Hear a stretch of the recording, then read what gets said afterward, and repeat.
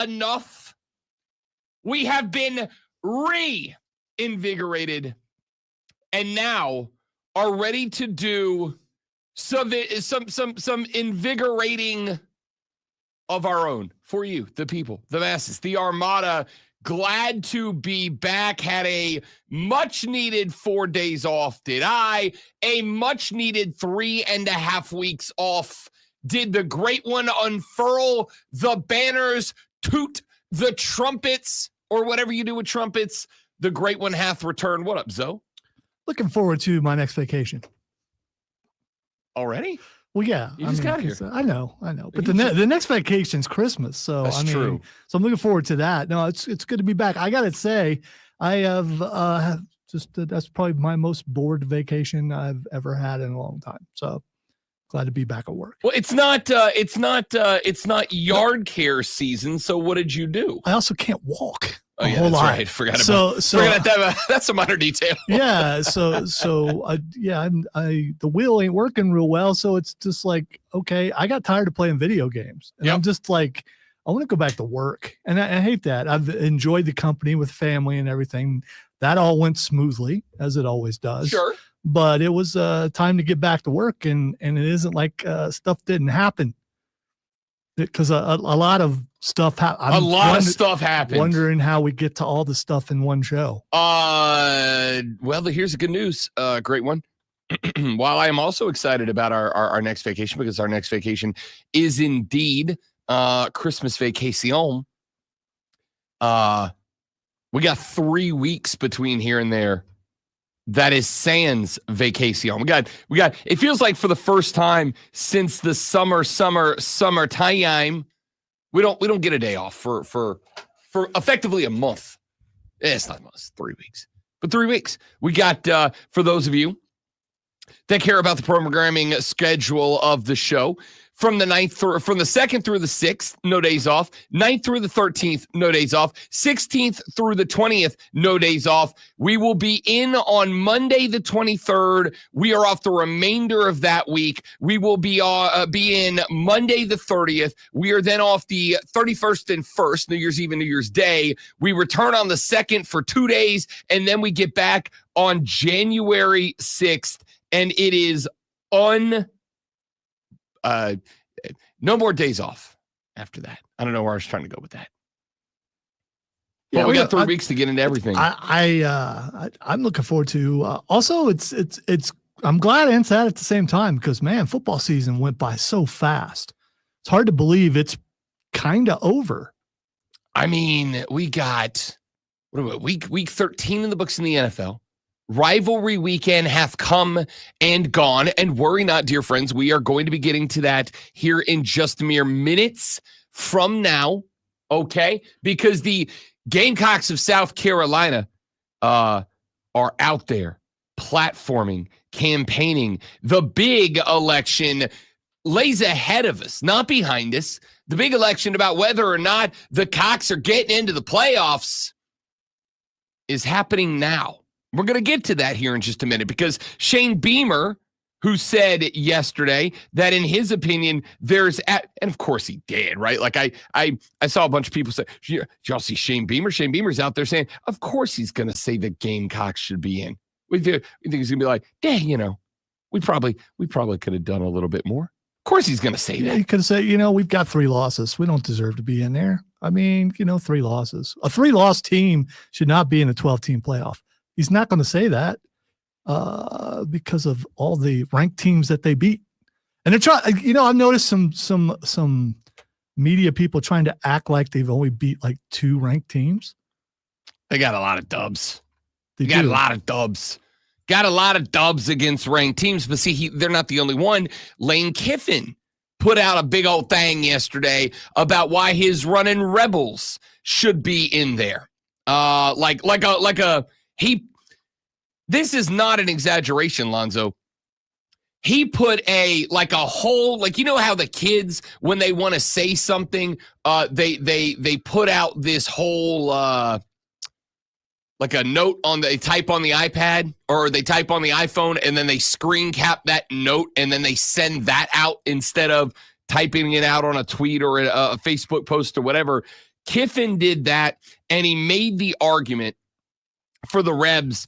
And it opened with South Carolina lost to both Alabama and Ole Miss, and their best win is against Clemson. Ole Miss and Alabama's best win against Georgia. Georgia beat Clemson 34-3. Safe to say that South Carolina is out, and it's between Ole Miss and Alabama. And it's one of those things that it's not an invalid point, right? This is why this is going to be fun to me, because I do think that we are going to get at least somewhat of a read. We talked about this last Wednesday with Denton Day, the host of SiriusXM's College Football Overtime, who joins us every Wednesday at 7:40. That's how time works. I got to get back into the groove, dude. I'm like a baseball hitter that took 2 weeks out of the box. I got to get the rhythm back. Got to get the swing back. We've been here about 7 minutes. So, I mean, it's going to take some time, Once you start seeing the ball, it's all over. Short porch to right. Once I start seeing the ball, crack-a-lack, we're putting leather on lumber, and we're going big time, all right? But you got to give me a minute. Got to get the swing back. Got to dig that hole into the batter's box. Anyway. Tomorrow night is really important because we're going to find out what the CFP really thinks about some of the teams who lost and some of the teams who won. We are, and we are going to break down the AP poll today because, again, while it maybe should not matter in the grand scheme of things, the AP poll has been relatively consistent in terms of giving you predictive opportunities at figuring out who's going to go where. And I think one of the interesting things about this is going to be that we are going to get a very good read on what is truly more important to the College Football Committee. Is it head-to-head wins, or is it a more what have you done lately, baby, ooh, woo, woo, woo, woo type scenario? What matters more? Because right now, on a road win over the Clemson Tigers, which we're going to break down the X's and O's of that game coming up in a little while, ending the season with a road win over a top 12 team in the college football playoff rankings, it is not a question that the South Carolina Gamecocks are one of the hottest teams in college football to wrap up the season. Had a nice little winning streak down the pipe. Had a win over a top 15 A&M, a top 25 Mizzou, a top 12 Clemson. They have won as many ranked games. They have won more ranked games in the past 5 weeks than some teams inside the top 10 won all year long. So they are, without a doubt, one of the hottest teams in college football. There is a reason that the very first thing that Lane Kiffin did in this voice-to-text screen-capped iPhone note that he capped and put on Twitter, and by the way, straight up and directly tagged the College Football Playoff Committee in it. Like, just straight, no other text in the tweet. It's not like, hey, CFB committee, here's my argument. Hey, CFB committee, why don't you read that? Hey, CFB committee, check this out. Just straight up at CFB playoff, long-ass voice note, right? He said he started it off. The very first thing he did was not immediately jump into talking about his team. His very first comment was why South Carolina should be eliminated from discussion. And I've got to think that's because what Lane is trying to do here is to shift any thinking that what have you done for me lately, baby, ooh, woo, woo, woo, woo, is more important than a head-to-head matchup that happened back in week 5? He is trying to get the playoff committee to put into perspective that head-to-head matchups should matter more. And I for the record, it's the Nick Saban method. Let's keep it a buck here, Zoe. It's the whatever method benefits my team, I think that's the method you should utilize strategy. Well, right? According to some, that's what Nick Saban did last year and was able to get out. Of course he did. So he's set the precedent for how to do it. And so now other people are following suit, and why not him? I mean, because he's going to follow suit with Nick Saban. It's again, I think if the opposite was true, right? Like if South Carolina's schedule was weaker than Ole Miss's schedule, which it's not. But if it was, Lane would be out there talking about how, strength of schedule should matter. And I'm not saying that one or the other should matter more or less. This is why this whole setup, and for the record, I don't think this can be changed. At the end of the day, which 12 teams are getting in, with the exception of the 5 highest ranked conference champions, 4 of them catching a bye. With the exception of 5 teams, the other 7 teams that are at-large selections are inherently subjective selections. You're going to have people in that room that are going to say, wait a minute, guys, if there is an open spot and it comes down to Ole Miss, South Carolina, and Alabama, if there is an open spot,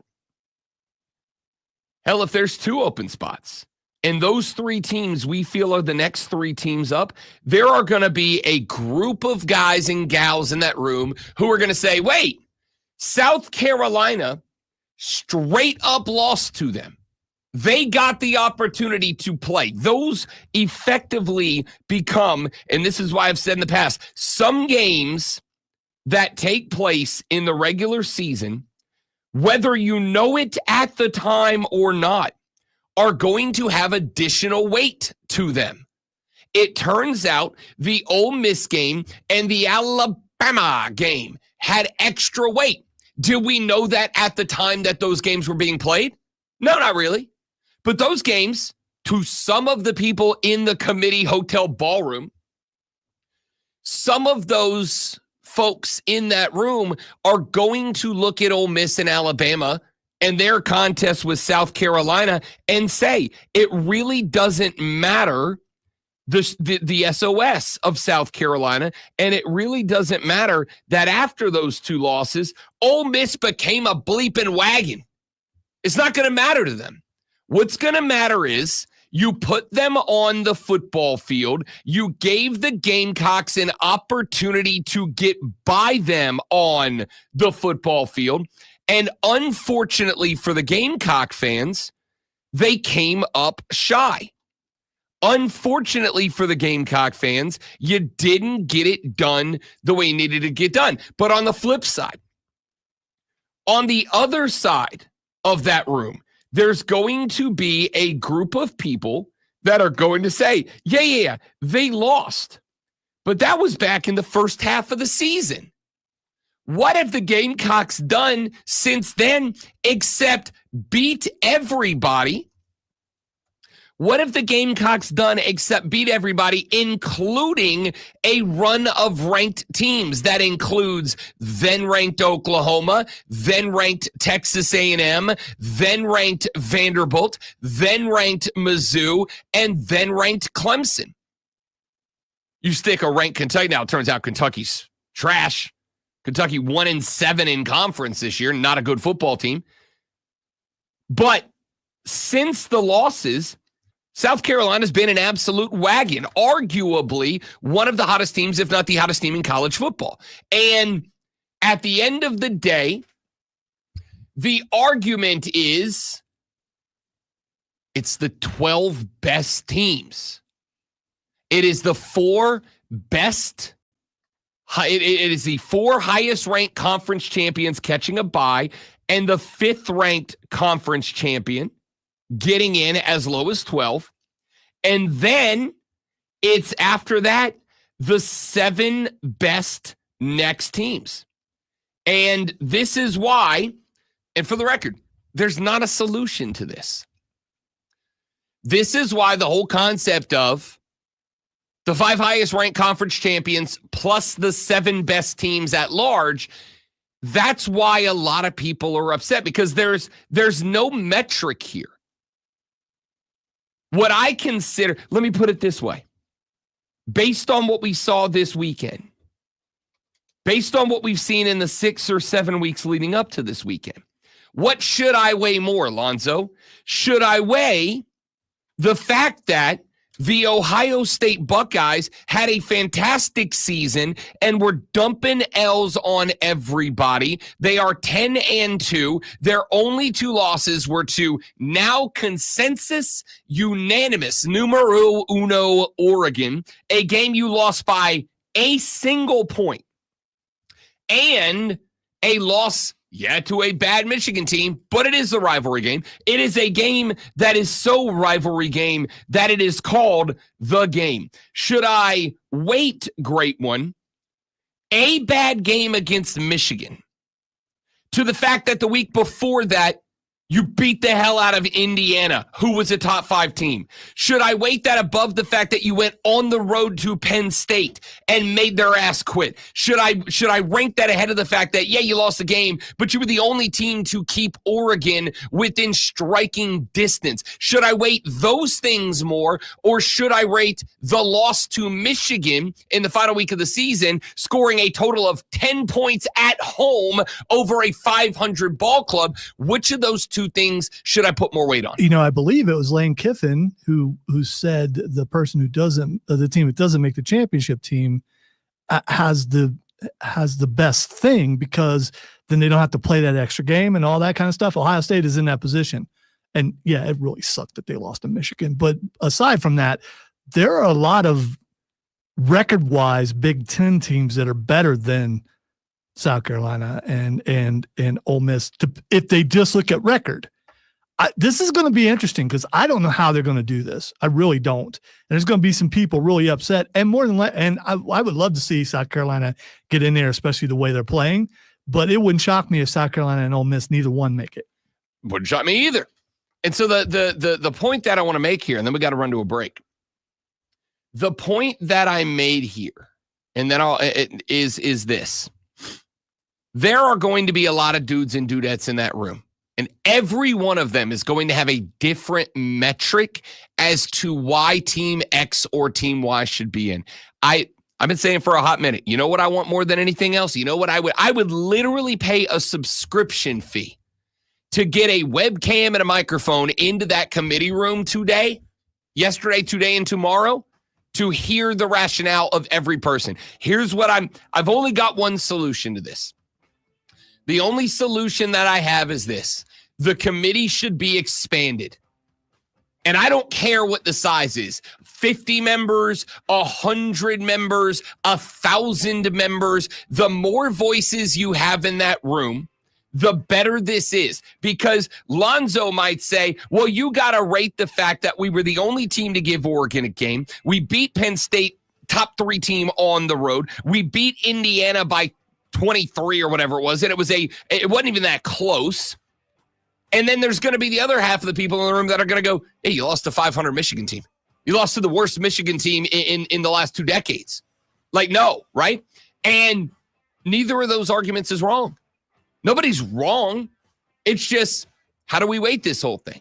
Let's talk more about that and the possibility of the South Carolina Gamecocks getting in, plus break down something Lonzo just said about effectively catching a bye week if you're the Buckeyes. We'll do that next on the Rob Brown Show on the Fan Upstate. Lights. All right, guys, good morning. Welcome in. I got to do a live reading. We're coming right back. Stay right there for me. Don't go anywhere.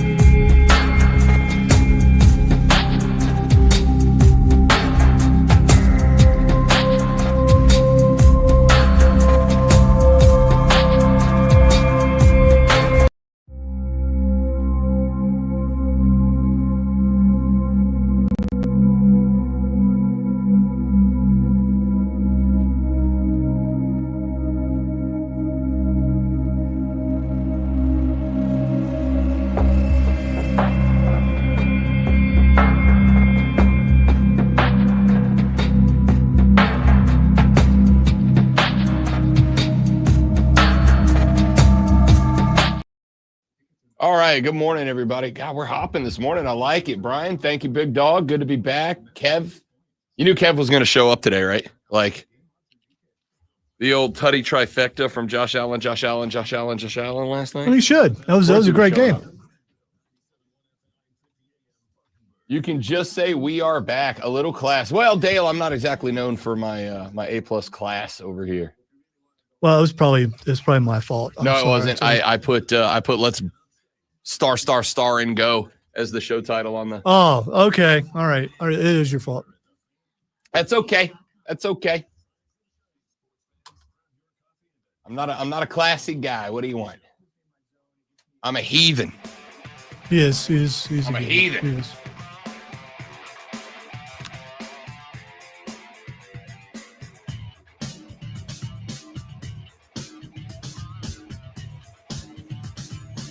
So here's the thing that I think a lot, if not all of us, are going to have to, over the next handful of years, really next probably 2 or 3 years, really take into consideration. We have heard a lot of people that have been saying, oh, well, Team X shouldn't be allowed in. We shouldn't allow this team in. We can't keep that team out. And, you know, by and large, all of us have some rooting interest, right? And that interest may be because it is your team. That interest may be because of, I'll give you the perfect example. Me, I'm the perfect example. I have a rooting interest. Not because I'm a fan of either ball club, but I have a rooting interest in South Carolina earning a playoff bid. I have a rooting interest in Clemson earning a playoff bid. Why? Because if those two teams both get into the playoff, then the proverbial football groundhog sees his shadow. And Lonzo and I have 3 more weeks of talking Clemson and South Carolina ball in an active voice, as opposed to doing a bunch of post-mortems of the season before we flip it over to being almost exclusively National Football League for the rest of January and into February. I have a rooting interest because if both teams get in, roughly 85% of my audience sticks around. Here's a fun little secret. There's a lot of folks out there that they just want college football, top to bottom, left to right, start to finish. That's what they're here for. And the second that college football goes away, those people leave the audience. And then they pretend to like basketball. No, I don't think so. I'm talking about. They really wish football was back. But I mean, you know, I didn't say that they would be full on basketball, but they'll at least follow what's going on. I think so. There are people out there, in my experience over the years, there are people out there that effectively don't give a good Rudy Patootie. Gosh darn, I got told that I need to have a little class in the comments. Let me class it up. They don't give a rat's derriere about anything but college football. And I'm not saying those people are wrong for it. You like what you like, you love what you love, and you're passionate about it. Good. But for those of you in the Armada know, this isn't a college football show. It's not even a football show. It is obviously weighted to football because if there's one thing you can say about Lonzo and I, it's that we are men of the people and we give the people what they want. We are the people's champions. But there's a lot of the people out there that do love basketball. There's a lot of people out there that do like soccer and MMA and pro wrestling and whatever else, NASCAR, tennis, whatever. And so we focus on football, but we dabble on everything else. So we are going to stay dialed in. And what is interesting is that I know, you know, we know collectively, we are all aware of the fact that once college football comes to its conclusion, like a chunk of the audience is gone. They're gone because there's a gazillion podcasts out there that are dialed in on your team, right?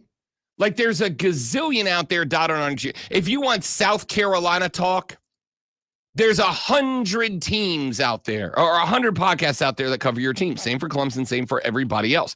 And if that is the case, then coming to and that's all you want. Coming to this show ain't it, man. Coming to this show ain't it. And that's okay. I'm good with it. But I have a rooting interest here in these two teams getting into the playoff. So everybody has a bias is the point.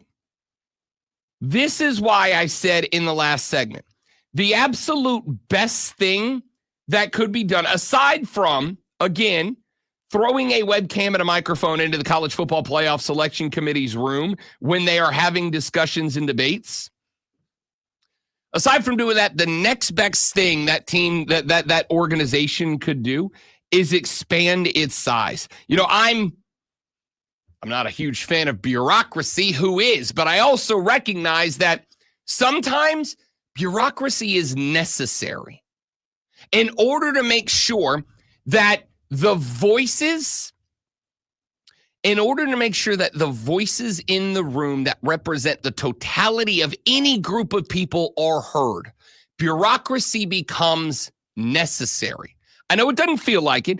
Inherently, especially if you've ever spent more than a couple of hours sitting in the DMV with your little ticket saying, you know, you're M52 and you hear over the loudspeaker, now serving M3. You're like, this is going to ruin my day. If you've ever gone through that process before, you may not be a big fan in that moment. But when you are talking about making a consequential decision that impacts the life and well-being of a huge number of people, the best thing that you can do is get as many voices at that table and in that discussion as possible. So I want the committee at 50 members, 75 members, 100, 1,000 members. Why?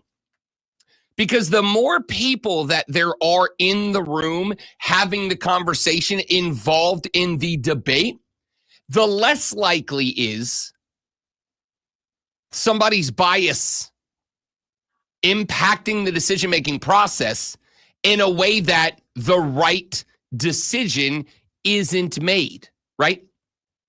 If I got 5 guys in the room, because if we got to make a decision about what's for dinner this evening, and I got me and Lonzo and Diesel and Cole in the room, we all come from different culinary backgrounds. I'd like some Cajun food on the docket. Lonzo would like some whatever Ohio eats in the docket. I'm not going to take him down that path. Skyline Chili still sucks, and Lonzo's on team Skyline Chili sucks. Yeah, no, Ohio is still the fast food capital of the world, I believe, where all the headquarters are. What a legacy to have. Yeah, it was pretty good working at grocery stores though, because they test marketed a bunch of stuff. You got all the fun stuff. Yeah, it's like, hey, we come up with this new thing. You want to try it? Yes, I do. Did they roll out the Doritos Los Loco Taco in Ohio? It wouldn't shock me. I haven't been there in a while, but again, that's so I don't know what Ohio is really known for food-wise. So I got a Cajun background. We'll go with Bob Evans, okay? So we'll go Bob Evans gravy. Lonzo wants some Bob Evans on the menu. Cole wants some recently murdered deer on the menu. And Diesel, I think, eats what, kale? Probably quinoa? Kimchi? Yeah, something like that. Yeah. So we got all these different backgrounds. If we're all having this discussion to try to figure out where we're going for dinner, you're going to have 4 different viewpoints that all approach dinner in a certain way, but there might be inherent biases about the way that we prefer our food, right? Me and Cole might want super spicy food. And Diesel says, I got an upset tummy. I can't have milk, right? So I'm making that up, by the way. I'm just making fun of Diesel. Why do you feel like you need to defend it? Because I just realized that people are going to text the show today and be like, hey, Diesel, Rob was calling you a bleep today. And then I'm going to be like, yeah, I was, but I was kidding, you know? What, an uppity vegan? That's what it sounds like. Yeah, let's say that. That's what I bleeped up. Yeah. The words uppity vegan. That's what I self-censored on. That's what I got out of that. I was trying to keep it classy. If we're trying to have this, the less people at the table, but if we have more people at the table, the more likely it is that we are going to come to a solution that everybody goes, I may not love every aspect of this, but I'm largely on board with it, right? Because again, when it comes down to, say, South Carolina and Ole Miss. And by the way, South Carolina's jumped Ole Miss in the AP poll. They're at 13. Ole Miss falling back to 15. Actually, staying put at 15. If you are looking at this spot, there's going to be a large group of people in that room who are going to say, hey, it doesn't matter. They have the same record out of the same conference. Yeah, South Carolina's schedule is a little bit more stringent, for sure. But they played each other, and Ole Miss won. And if Ole Miss won and they end up in any way, shape, or form next to each other, then you have to make sure that head-to-head matchups have weight to them.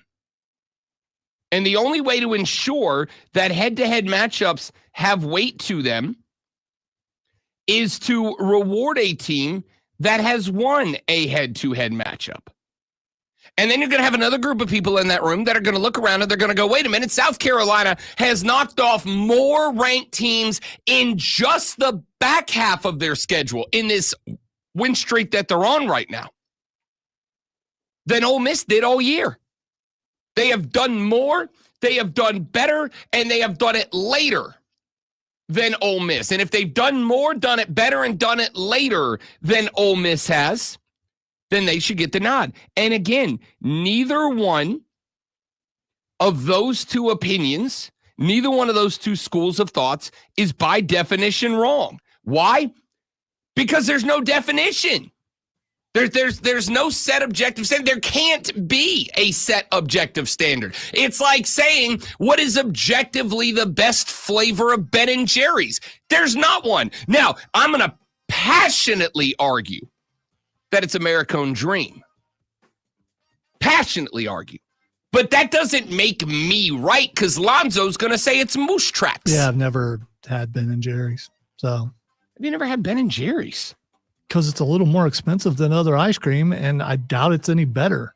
That's pretty good. It's pretty good ice cream. Okay. It's pretty good ice cream. I'll bring in some Ben & Jerry's this week. Yeah. We'll have some breakfast ice cream. Like you were going to bring in No, that's what I can actually do. That one takes all the in. work and effort. This one I just grab it from the gas station on the way in. All right. It turns out, Lonzo, and this is true, you'll learn this about me after a handful more years, the easier something is to do, the way more likely I am to do it. Like, way more likely to do it. Point here is, these are subjective things. There is no objective way to demonstrate this. So the best way to fix it is to have more voices at the table fighting the fight, and we'll see what comes out of it. All right, let's take a break. Back after this, got a lot more college football to talk about on the Rob Brown Show. Texas says half-baked. That's a real good pick. It's the Fan Upstate.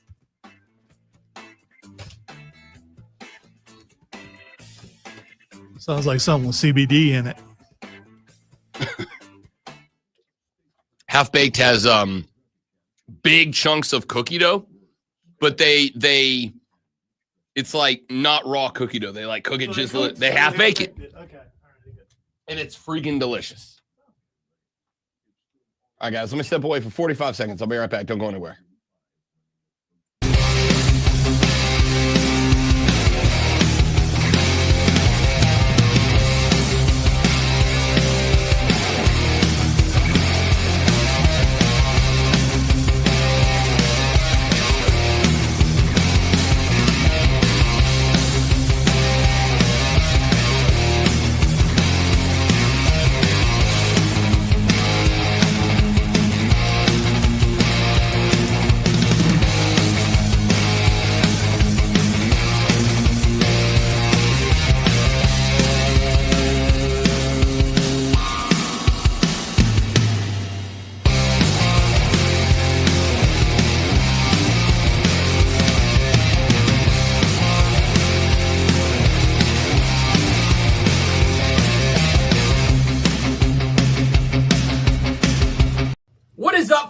It's Rob Brown. I hope you're enjoying the show. If you're not, I don't know why you're here, but I am glad that you are. Hey, do us a favor. Whether you're enjoying it or not, would you mind sharing us around your social media, please? And thank you, Twitter, X, whatever you call it. I don't care. Instagram, Facebook, TikTok, it doesn't matter to me. Help us get the good word out. We're trying to get famous and rich, and we can't do it without your help. So, The Rob Brown Show is on all social media, or share the YouTube channel, the Facebook page, wherever you're watching this, and we'd appreciate it very much. Now, let's get back to the show. Stick around. Welcome back, amigos. Thanks for hanging out.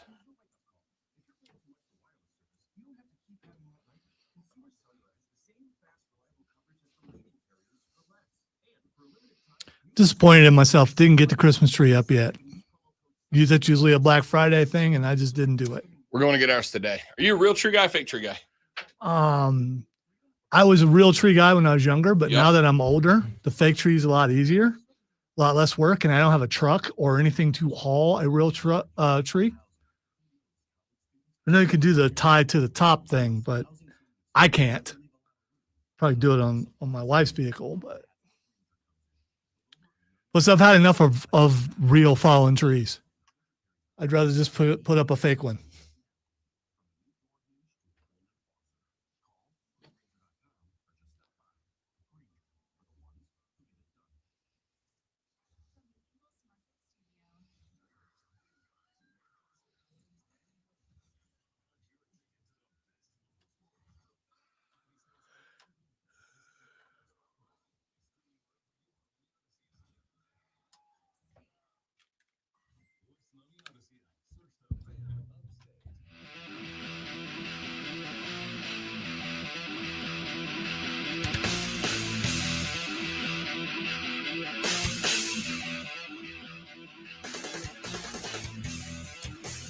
The Rob Brown Show continues, picking up the momentum after a lovely Thanksgiving weekend. I hope you all got to spend some opportunity with the friends and family that matter the most to you and take a few minutes to recognize the things in your life that you are most grateful for. One of those things is college freaking football. Now, we are starting the show as it is Monday, and we are now just about 36 hours away from the release of the penultimate college football playoff rankings.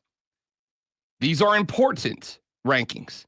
These are important the week before conference championship rankings drop off. These are important in terms of setting the bar for teams going into the conference championship weekend to figure out, do they have to win? Would a win help? Would a loss hurt more than maybe other conference championship teams? This is going to be a big weekend for teams like South Carolina, who feel that they are on the bubble, sitting at the crib, watching them play out. This is a big deal. This is a big deal. So we are going to continue to talk about this.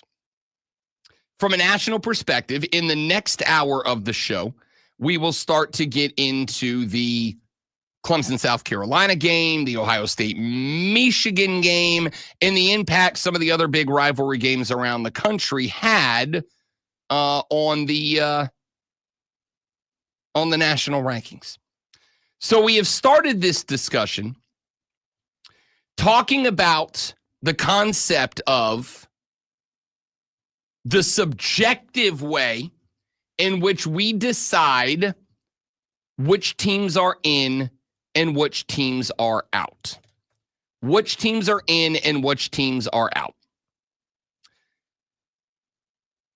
And I think, again, the biggest part of all of this, and the one thing that jumped off the page to me yesterday, it took me what is normally an 8-hour drive, a little bit less than 8 hours, to get from lovely Pensacola, Florida, back here to the upstate of Greenville, South Carolina. It took me 12 and a half hours yesterday. I had time. My poor wife got driven crazy because I was constantly flipping back and forth between listening to NFL games, the wraparound coverage of NFL games, the individual games themselves. By the way, some of y'all owe Bryce Young an apology. Did they win? Did Bryce Young fumble the ball when they were in field goal range to kick the field goal and win? Or did he throw? Did he manufacture? Did he orchestrate a lovely touchdown drive in the dying gasps of the game to put his team up 3, give him a chance to win, only to watch the defense allow Tampa Bay to go 40 yards in 30 seconds and kick a game-tying field goal? Did Bryce Young in the overtime period march that team well into Eddie Pinheiro range, only to then watch Chuba Hubbard drop the ball and hand it away? So you could have just said no. I could have, but what you are looking to do is once again make win-loss a quarterback stat when it's not. My man went for 260 plus yards. That's not a narrative that I've put out there. That's the narrative you're putting out right now. That's a narrative that's been put out there, internationally. Mm-hmm. And it's maybe dumb. Worldly, maybe universally. And all of the universe is stupid and wrong because it's not a quarterback stat. Never has been. Never should be. Never will be. Okay. Never will be. So they didn't win. No, they didn't win. Okay. Despite Bryce Young putting them in position to win not once, not twice, but thrice. And they're still not eliminated from winning the South, I don't think. I feel like we should just scrap the South's playoff spot and give it to somebody else. We'll come to NFL stuff later on in the show. But the point here is back to college football ever so briefly. The point here is yesterday, as I was driving back in that 12 and a half hours and was flipping between, NFL games, NFL wraparound coverage, and reaction college football podcast and radio shows, one of the things that I heard as a catch-all phrase over and over and over is, you can't put that team in, or you have to put that team in. And my thought here is, I don't know that scratch that. I do know that you don't know what you have to and have to not do yet, because we've never done this before, right? We've never done this before. If you've never done something before, you're not in a position to say we have to or have to not do a thing.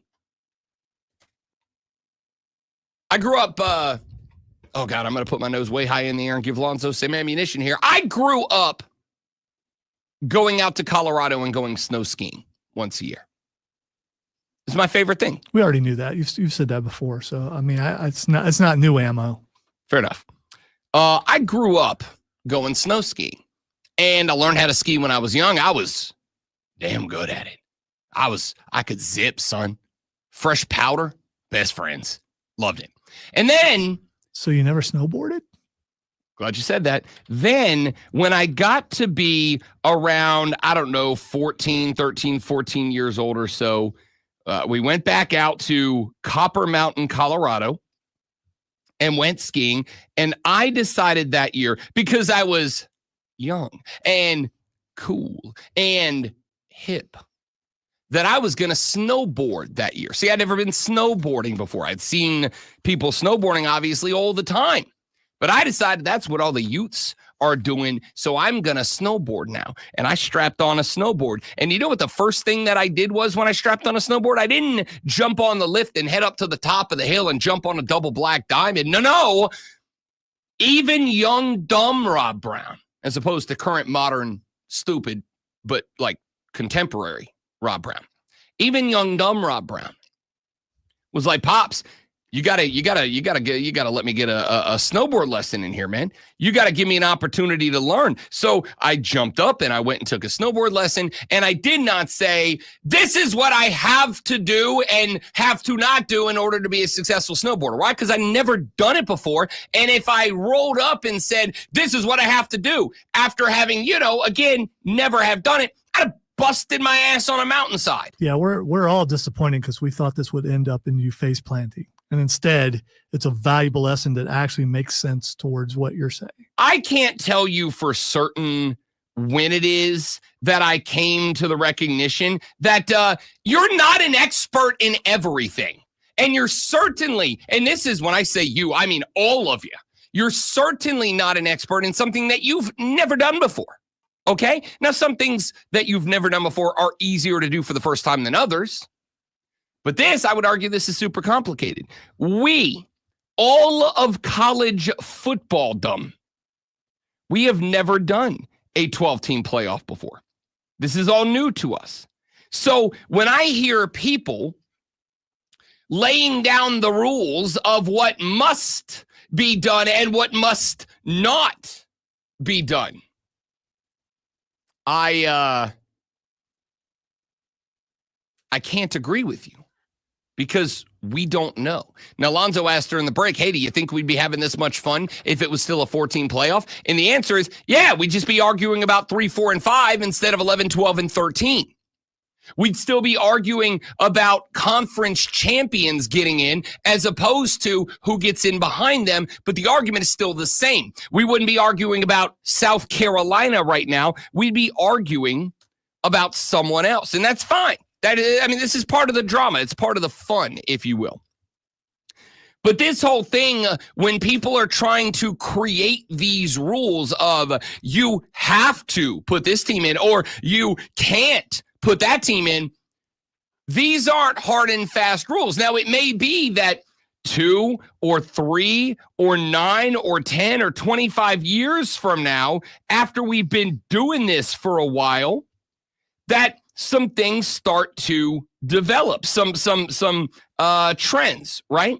If we get to a point where we're putting in a 3-loss team, and every year the 3-loss team that gets in makes the first round exit, it might get to a point where we go, well, every year's a new year, but historically speaking, 3-loss teams don't get out of the first round. So maybe a 2-loss team like Arizona State should get in over a 3-loss team like South Carolina. Or maybe we find out down the line that 3-loss teams who get in the first round do win a majority of the times they're in. And now all of a sudden keeping a 3-loss team out, because I've heard that phrase 100 times, you can't put a 3-loss team in. Why not? Why not? I'm not saying you should put a 3-loss team in. I'm not saying you have to put a 3-loss team in. I'm asking, why do you not put a 3-loss team in? I need a reason for that. And the reason, and this is, I think, this is one of the things that I think it's not just a college football problem. I think this is an America problem. I think this is a societal problem. We have gotten to the point where we allow people to act on beliefs without justifying them. And we do it under the guise of, well, you have to respect everybody's opinion. No, I don't. Not only do I not, I'm actively not doing it. I don't respect, well, you can't put a 3-loss team in there. If I hit you back with, why not? And you go, well, you just can't. I don't respect that opinion because you don't base it on anything. I don't respect that belief because you don't base it on anything. And there are things in life that I don't care if you do that. Lonzo thinks Wham sucks. Do not. I don't know. I'm just making that up. Do not. I thought you said Wham sucks. No. Wake me up before you go. I'm okay with that. Hanging on like a yo-yo. Wake me up. That's a unfortunately coincidental link for lyric for South Carolina fans right now. Just hanging on like a yo-yo. Lonzo thinks REO Speedwagon sucks. REO Speedwagon there sucks. We go. Incorrectly. He thinks that. That's but see, here's the thing. Incorrect. Lonzo says... Heard it in a restaurant Saturday and almost got up and left.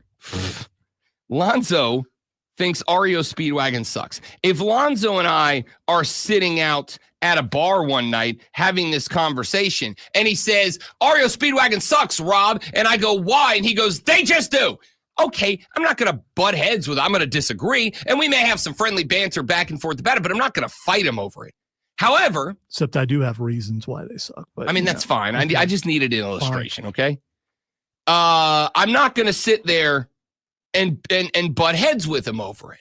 I'm just going to go, ha, what a funny opinion. I think you're wrong. Moving on. There is a massive difference in the opinion that I think Ario Speedwagon's wrong, and I don't base that on anything other than I just don't like him, and I don't think a 3-loss team should be allowed in. Why not? Well, you just can't do that. You got to give me a reason for that. Now, if you want to base the reasoning on there's enough 1 and 2-loss teams, but then you have to justify for a lot of these teams. I'm looking at Indiana. I'm looking at Boise State. I'm looking at SMU.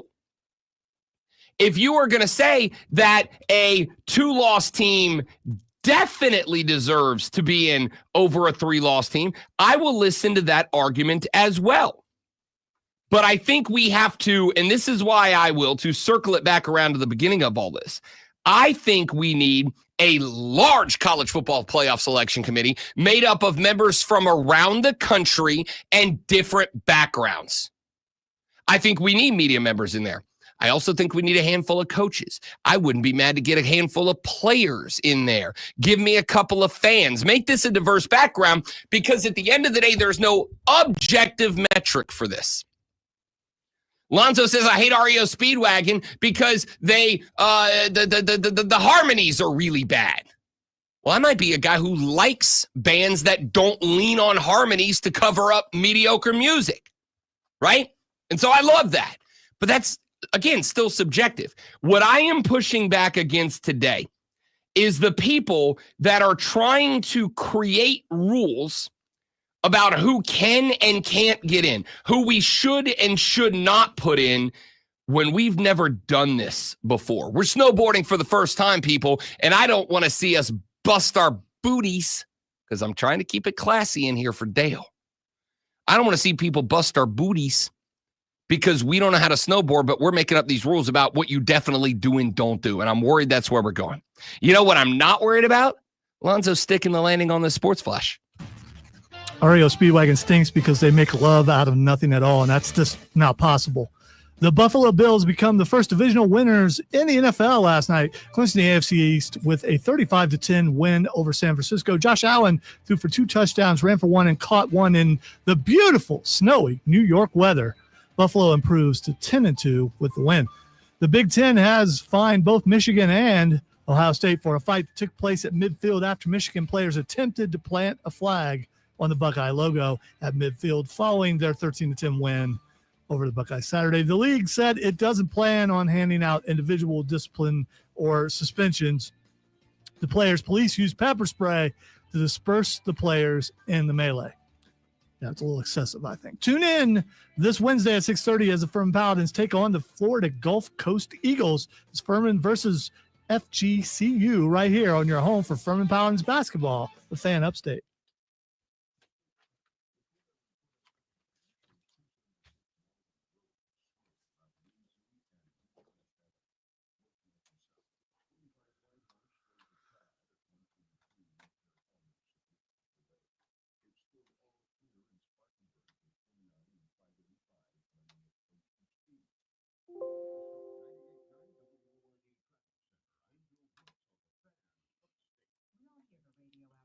Jacob, it would be awesome if they made it into the playoff.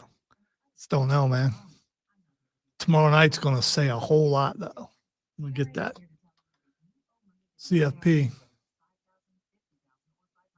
Pole.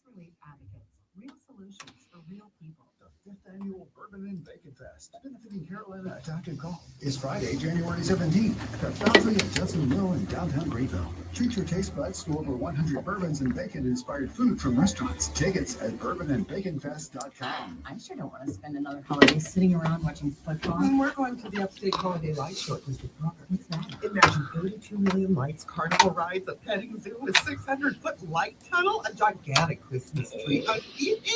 Oh my gosh, I've got to tell Bob about this. The kids will have a blast. We go every year and it's open 7 days a week. The Upstate Holiday Light Show, open now at District Park at the intersection of 123 and 153. Visit upstatelights.com. This message brought to you by MTC Federal, Next Level Banking. Experience next level banking from MTC Federal. Our new digital banking platform with enhanced security has all the tools you need to bank anywhere, anytime. Learn more at mtcfederal.com. Federally insured by the NCUA. I'm Bob Burke, founder and chairman of Burke America Parts Group, a family of brands that includes RepairClinic.com, an appliance and HVAC parts solution company that's grown into an international brand. Before AmericanEagle.com, we partially launched a new technology platform developed by another firm. American Eagle helped take our technology to a whole new level with digital marketing, software development, and business insights into our key markets, appliances, HVAC, and outdoor power equipment, and did so both on time and on budget. AmericanEagle.com has the resources, experience, and talent needed to produce solutions. Our new technology platform, developed by AmericanEagle.com, has produced tremendous results with higher traffic, conversion, engagement, and online revenue. If you have any home repairs you need to take care of, check us out at RepairClinic.com. If you need a world-class website or technology project, then I would highly recommend AmericanEagle.com. Call AmericanEagle.com at 773-NETWORK. That's AmericanEagle.com, 773-NETWORK. The Fan. Upstate. WYRD Greenville. WORD Spartanburg. WFBC HD3 Greenville. W249GL Greenville. W246CD Spartanburg. Upstate. Odyssey Sports Nation. And check this out. You're an official Rob Brown lockdown. Represents me a win. Yeah. Manufactured locally for the Carolinas. This is the Rob Brown Show. The Fan. Upstate. Good morning. Hey, Big Daddy, how you doing? Real good, Corey LaJoy. Welcome back. Ladies and gentlemen, the Rob Brown Show is on your radio. This is the Fan Upstate. Some of you want us gone, but we're back. I'm good with it. Anybody that's not, that's their problem. Let's go. That's James Franklin. There's a reason I have that in the old roster. Was it the W part? W. Win. Oh, okay. It's just Dub. Yeah, it's just okay. Victory. All right. I'll play some audio for you coming up at 8 o'clock on the Audio Blitz because there's no shortage of it. We've been out 4.5 days. So we got some catching up to do. All right? Like a lot of it. Do we have any Dabo audio? We can. Possibly. Okay. I just You know who we'd have audio for? Dabo's BFF, Syracuse head coach Fran Brown. That's what I wanted to make sure. I figured. Fran Brown. Which is like the best sound clip of the entire weekend. Fran Brown said, Dabo, you're welcome. I got you in. And he did. By the way. And he did it in like one of your boys kind of way. It was. For sure. It was great. For sure. I loved it. By the way, big Fran Brown guy over here. You will also remember who it was that told you the Miami Hurricanes were on upset alert this weekend. That'd be me. I know what I meant to ask you. Do you still have our predictions from the beginning of the year for the championship games? I do, and Lonzo is lined up to get a dub. What do we decide we're calling it? W. If SMU knocks off Clemson, because he predicted the SMU Stangs. I also predicted Texas would be in the SEC championship. I failed on the Ohio State thing, but you got Oregon there, so you were right. So I mean, that's correct. I was very wrong on the SEC though, very wrong. But that's okay. That's why we do this. Accountability matters, people. W. Yeah, I'm bringing it up because I was right. So I mean, come on. I got to get just the W. W. He sounds like MVP. Little bit. W. I'm good with it. Anybody that's not, that's their problem. All right. That's James Franklin. I'll tell you why we have that audio coming up a little bit later on the show. Also, the reason that I am all in still, despite another loss, on Kirk Cousins. Because Kirk Cousins put out what he wants to do when he retires from the footballing. And I get it, is all I'm saying. I get it. So we got your audio blitz coming up at 8 o'clock this morning. In the meantime, it is just after 7:04 in the a.m. You have less than 55 minutes until you got to be up and at 'em, until you got to get back to the routine. You had a nice long break. Probably put on 5-6 pounds. Doesn't matter. The grind never stops. Back to work.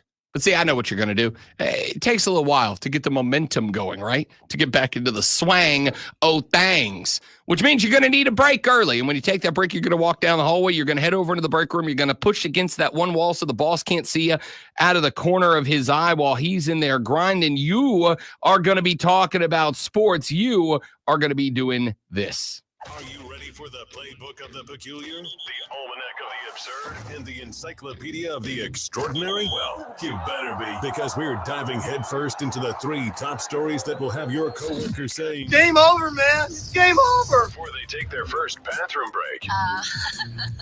No. Here we go. Welcome to the water cooler cheat sheet on the Fan Upstate. I taught my nephew the Orange Cassidy thumbs up this weekend. He has a new favorite wrestler. Does he do it really? Oh, yeah. Yeah. Okay. Yeah. You got to do it. It can't be a quick thumbs up. It's got to be a lazy thumb. Saturday night we were at the Madre's house, and the little brother and the sister-in-law brought him over, and I was like, hey man, and I was totally using him. I'm like, hey man, you want to watch wrestling with me tonight? And he goes, no, I don't like wrestling anymore, Uncle Rob. And I was like, whoa, what now? And he goes, yeah, I don't like it anymore. And I was like, nah, it's not cool, man. It's not cool. And it turns out that my brother and his wife were like the parents. Yeah, because apparently he had been working on his wrestling moves on the other kids. Yeah, you got to be. Yeah. I had to stop watching wrestling around Cameron for a while during a certain period of time. So yeah. He was like, no, I don't like it anymore. And I'm like, you don't like it, or your parents don't want you to like it. And then my brother was like, well, like we don't want him trying to hit a DDT on Billy the neighbor's kid. And you know what I said? You know what I said to him? What? Not my problem. Well, I get that, and it's not surprising coming from you, but a DDT isn't really used that much anymore. Like a bulldog, not really used that much anymore. Yeah, it's on that list of moves that used to be considering like devastating, now, and now it's just like a move that happens in a match. If he's super kicking the other 7-year-olds, that's probably a bad thing. It depends on. And also amazing if he was it has justified? that kind of form. I mean, was it like, did the other kids say something? All right, water cooler Chi-Chi top 3 sports stories that you need to know before you get to the office this lovely Monday. Stay classy, Rob. Come December 2nd, 2024. Let's dive right in with item numero uno. The AP Top 25 has dropped after week 15, after rivalry weekend in the NCAA, and it shapes up this away. The Oregon Ducks maintain their stranglehold, baby. Now they have all 62 first place votes and remain at number 1, but we do have a seismic movement all the way down to number 7. Texas up a spot to number 2. Penn State jumps up to number 3. Notre Dame moves to 4. Georgia now back inside the top 5, 1 spot ahead of Tennessee. It is Ohio State, the biggest mover inside of the top 10. They fall 5 spots down to number 7 after a 13-10 loss at home to the Michigan Wolverines. We will get Lonzo's thoughts on the Lonzo Ohio State University Buckeyes coming up here in a few minutes. The highest ranked team out of the Atlantic Coast Conference is the SMU Mustangs. Their win this weekend bumps them up a spot to number 8. They stay 1 spot ahead of number 9, Indiana, and is the Mountain West Conference's Boise State Broncos that round out the top 10. 11 through 15, very interesting. Alabama at 9-3 is number 11, a spot ahead of 10-2 Arizona State, and then 9-3 South Carolina. My question mark would be here, and let me be very clear. This doesn't matter all that much. Really, all that matters is where the final standings are between Bama, Ole Miss, and South Carolina after conference championship weekend. And the reality is, since none of those three are participating in the Southeastern Conference championship game, what Gamecock fans need to know is you're likely behind Alabama in the pecking order. Hey, remember how like the last 3, 4, 5 weeks, I've been trying to tell you, y'all allowed brand to matter as much as any other metric? You know how I've been screaming at you and you've all said, you're just butthurt, Rob. Yuck. When I've said brand power is absolutely an equal metric to wins and to heads-up matches? Remember how I said that? South Carolina fans, you're in this spot. You're in this spot because Bama does have the heads-up win, but South Carolina has a tougher schedule with an equal record. And here's the fun thing. You can't tell me that this is a ranking based on head-to-head win, great one, because South Carolina is now 2 full spots ahead of Ole Miss, another team with a head-to-head win over South Carolina. So head-to-head wins aren't the reason that Bama's ahead of South Carolina. And it can't be strength of schedule. It certainly can't be number of ranked wins. And it certainly can't be worst losses. So what is it? Brand power, baby.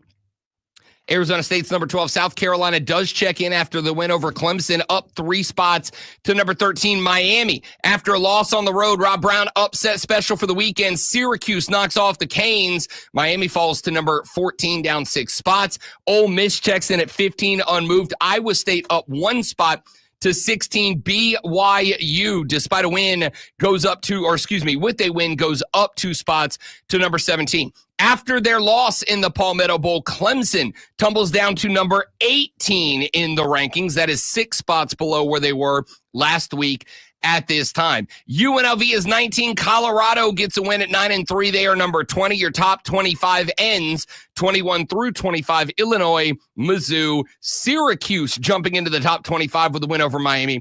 Army and Memphis just outside of the top 25. Texas A&M, Ville, Duke, Kansas State, Tulane, LSU, Louisiana Lafayette, Florida, Baylor, and Michigan gets their first vote since week number 2. Tulane and Texas A&M are the 2 teams that dropped out of the rankings from last week. So that's your AP top 25. We will see how these teams check in tomorrow evening when we get the college football playoff rankings dropping for the first time. Let's get to item number 2. Your first NFL divisional winner is the Buffalo Bills. They reach 10-2 and mathematically win the AFC East last night with a 35-10 win over the San Francisco 49ers in a game that many of you incorrectly said was fun to watch. It just wasn't. Josh Allen had himself a night, 13 of 17, $148 and 2 touchdowns. The passing numbers aren't that incredible, but you add in the fact that Josh Allen had the tutty trifecta. He ran 1 in, he threw 2 in, and yes, he also caught a touchdown as well. The tutty trifecta, incredibly rare. Josh Allen, Josh Allen, Josh Allen, Josh Allen picks up an extra Josh Allen for this week and this week only on the name as the Bills win the NFC. I thought of you last night while watching this, and I realized you were like, oh God. I came to a realization that Rob Brown doesn't like home field advantage. That was my realization. No, last I night. do like home field advantage. No, because you want to eliminate it. No. You want to eliminate it from every NFL team. No, you I don't. do. No, I don't. You do. No, I don't. No, I absolutely don't. You do. I absolutely don't. I still want there to be 80,000 screaming Josh Allen maniacs in that building. I want the fans to have a direct impact on the game. You're trying to NASCAR NFL. That's what you're trying to do. I'm not trying to NASCAR. What does that even mean? You're trying to put restrictor plates on by making every stadium the same and domed and all that stuff. You're trying to NASCAR it. That's what you're trying to do. No, I'm not. What I'm trying to do is say that I want the best football players in the world to be able to play the best. Do you know what I saw last night? I saw defensive linemen who were getting their ass kicked every play because they can't get feet in the ground because they're playing. That's not a home field advantage. It's home field advantage. It is. All right, fine. Then when the Kansas City Chiefs come down to Jacksonville, Florida next time, I hope Jacksonville goes out there with a tractor and they turn that thing into a mud pit. Not a good time to be talking about Jacksonville. Yeah, that's fair. Okay, fine. Tampa. When Kansas City heads down to Tampa, I hope that they go out there and they turn the field into an absolute mud I will pit. tell you, if they do, they will have a blast playing in the mud. I don't care if they have fun. I'm not watching to watch players have fun. I want to watch the best football players in the world play the best football, and it's not happening when they can't stand up good. Do we have a number 3 NASCAR? Josh Allen wins the NFC East last night with a win in Sunday Night Football over the San Francisco 49ers. Let's move on to item number 3. In the first of what I assume will be a litany of fines and punishments handed out around the landscape of college football today, both Michigan and Ohio State were fined $100,000 yesterday for their roles in the post-game melee following the Wolverines' stunning 13-10 upset of the number 2 Buckeyes at Ohio Stadium. The league said it, quote, considers this matter concluded and will have no further comment, end quote. The league said they do not plan to suspend players for their roles in the fight, and Michigan and Ohio State officials said no individual discipline is being handed out by them at this time.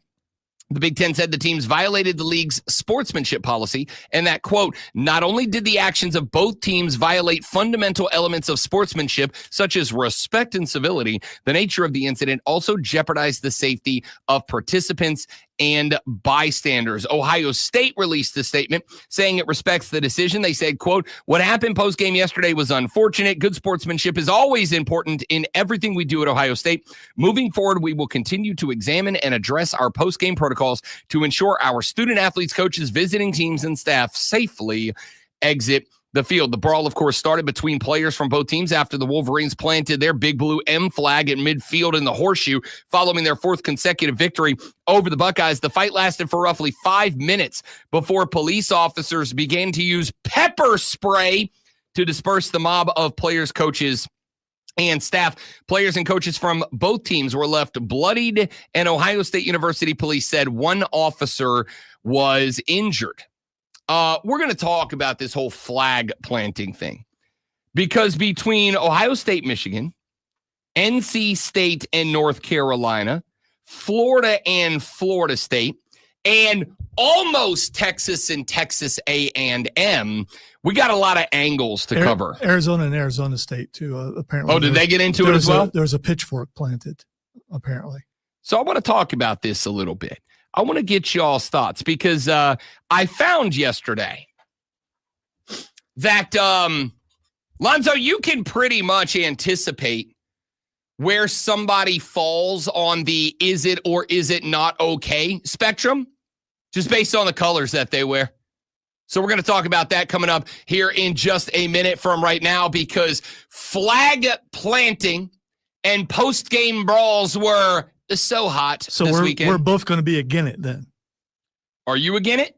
I think you said by the colors that we wear. Yeah, I think you're against it. And my question, however, is going to be, would you be against it if it was the other way around? We are going to talk about the flag planting and melee epidemic when we come back.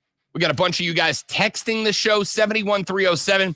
Start your text with FAN, F-A-N. We'll take a look at some of those texts that have come in over the last few minutes. Join us on the live stream at facebook.com/thefanupstate, twitter.com/thefanupstate, YouTube. Search and subscribe to The Fan Upstate. Do the same for The Rob Brown Show on Facebook, on YouTube, and on Twitch. We're back as we roll on through the finest hours of sports talk entertainment you'll find anywhere on The Rob Brown Show and The Fan Upstate. Be right back, guys. I left my drink in the other room. What? Oh, okay.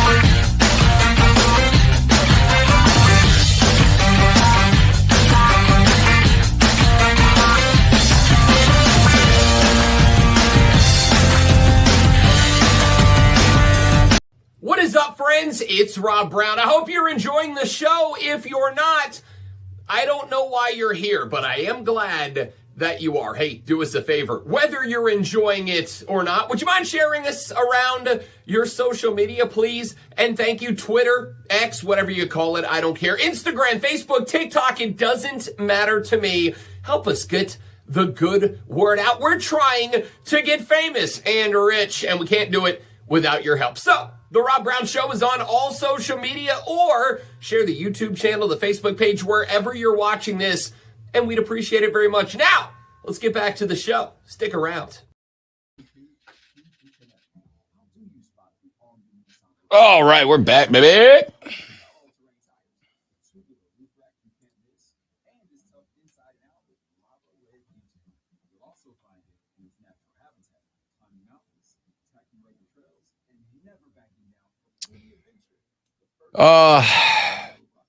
I mean, there are weeks the AP poll is fine, and there are weeks that I heavily disagree with it. But again, it is ranking college football teams is one of the most subjective measures you'll ever undergo. And on top of that, as I said earlier in the show, everybody has inherent biases because of how passionate we are that are very difficult to overcome.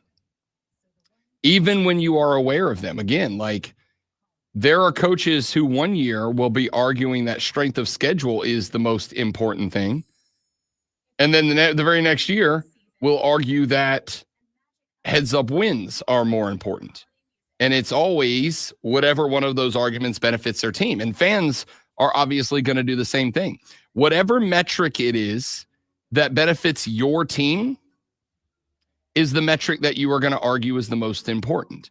This is why I said earlier in the show, Mike, that to me, the two best things that the College Football Playoff Committee could do is A, throw a camera and a microphone into the room as the discussion and the debate is ongoing about who should be where and why.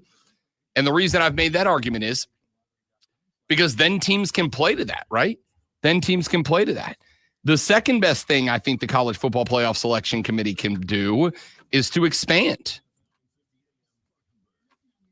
Get more faces, more mouths at the table.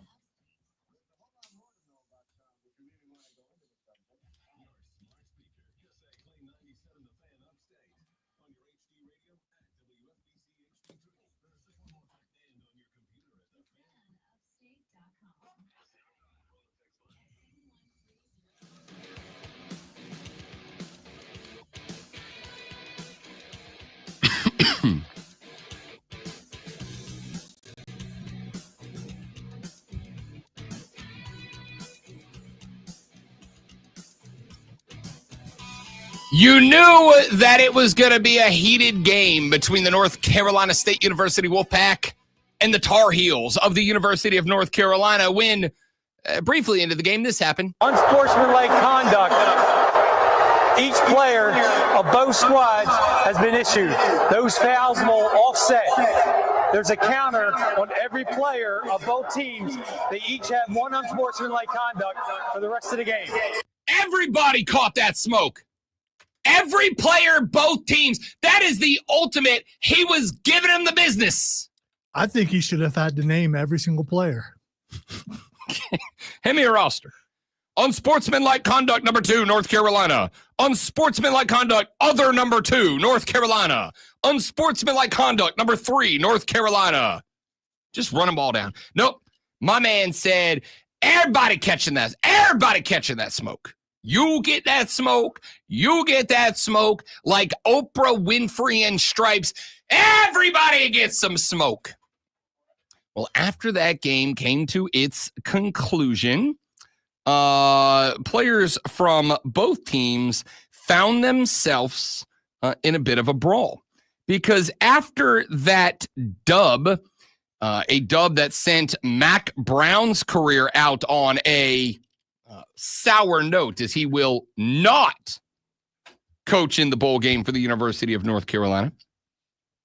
After that went down, the Wolfpack decided that it was a wonderful idea to take a Wolfpack flag and plant it directly square in the UNC logo at half field. You know what happened? A brawl. A brawl. Half field. Did I say half field? I just said half field, didn't I? You did. You know what? It's correct. I'm standing by it. Okay. I mean, technically, you're right. Half field. But that was not the only game in which that happened.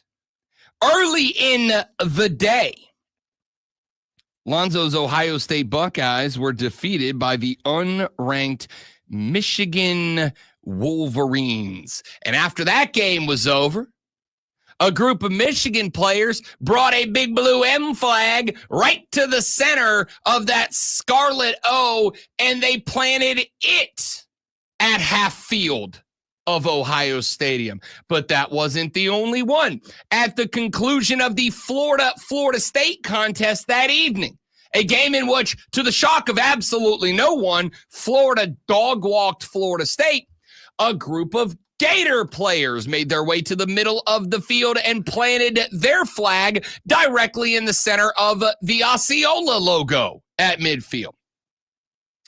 There were a couple other games where players tried to plant a flag in the field, including Texas A&M, but Steve Sarkisian jumped in front of his guys and said, no, we're not doing that. Absolutely not. Not happening. No chance. Take it back to the sideline, boys. So, this is one of those conversations. This is one of those moments where I think we talked about having inherent biases earlier in the show. This is one of those moments that I think it is going to shine through. Because I think where you fall on this spectrum is largely, in part, what side your team was on. The planter or the planted.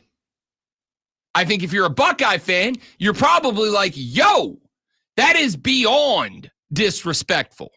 However, if you're a Michigan fan, you're like, show more fight during the game instead of fighting us after the game. If you're a Florida State fan, you're like, yo, not cool, dog. Whereas if you're a Florida fan, you're going, wait a minute. When y'all win, y'all dance around on the sideline holding a dead gator head up in the air, like one of the ones you buy from a tourist shop. Not like they just went out and chopped the one's head off, but you don't know get that. It. You don't know that for sure, do you? No, I do. They use the same one every year. Okay. They bring it with them. Which originally could have been a one that they cut off, and because there's a gator like over in our window right over there, and that looked like sure is. That's a baby gator. And probably it was. Not a baby gator. It never lived to be anything other than a baby gator. That's also true. That's also true. The point here, I don't know that a Seminole fan didn't do that. I don't. I mean, I'm willing to bet that it wasn't, but who knows? The point here is how you feel about this depends on what end of the spectrum your team was on. Did you do the planting, or were you witness to the planting? I'm curious about something. So back in the day, and I can't remember who it was. For some reason, I want to think it was Dion, but it may not have been. The Dallas Cowboys, someone decided to do something on the star. Do you recall that? It was Terrell Owens who took out George Teague of the San Francisco, or excuse me, it was Terrell Owens as a 49er who stood center star and did the pose. And it was Teague that came flying in and absolutely crushed him. Neither one of us Dallas Cowboys fans, so no bias, I'm guessing, although you don't seem to care for Dallas Cowboys fans. Not a fan. Were you okay with him being taken out for desecrating the star? Or did you enjoy the fact that he went out there and did that to the star? I think this is why the conversation is interesting, because what happens, like anything else, this is why I say nuance is important to every conversation. The acceptability to me is on a sliding scale. Does a player standing half field and hitting a pose, do I consider that disrespectful, worthy of assault? No, not really. However, the meaning behind planting a flag and doing it dead center of the logo, I mean, let's keep it a buck. It is the definition of we own you. This is disrespectful. It is why we use the phrase planting the flag when we are talking about complete and total ownership of another team. Exactly. So here's the thing. So if you and I are doing this show, 3-time award-winning show, and someone from another radio station comes in and decides to plant their flag in the middle of the studio, you're getting these hands. They're old hands. I still always believe I got a little bit of something left in me, and I'm willing to do it towards you if you come in and try to plant the flag. Rob may just watch you. I'm not going to do that. I'm going to beat the mess out of you and kick you and your flag out the studio. Well, look, that's what I'm going to do. We literally, we have a flag in the studio. It's right over there in the corner. Okay. And when I brought that flag, for those of you watching on the stream, it's over there. It's in the bottom, bottom right of what you're seeing there. I literally have a Rob Brown Show flag. I've had it for years. And when I moved here, I brought it with me. Well, when I started doing the show initially, and we had a different camera angle on the stream, it was head on. I had it hanging underneath the television down there. Well, another host on the station had a real problem with that.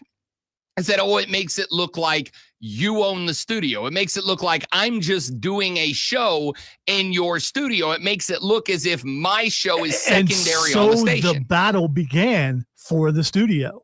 And what a battle that was between the two shows about what hung where. Sure. And it's no matter what profession you're in, it's territorial and it becomes a problem. And when you know that what you're doing is, if you're planting the flag, you know what you're going to get. Or do you believe that they're just going to stand by and let you do it? No, you're looking for a fight when you bring the flag out and decide to plant it in the field. Yes, I dumped myself.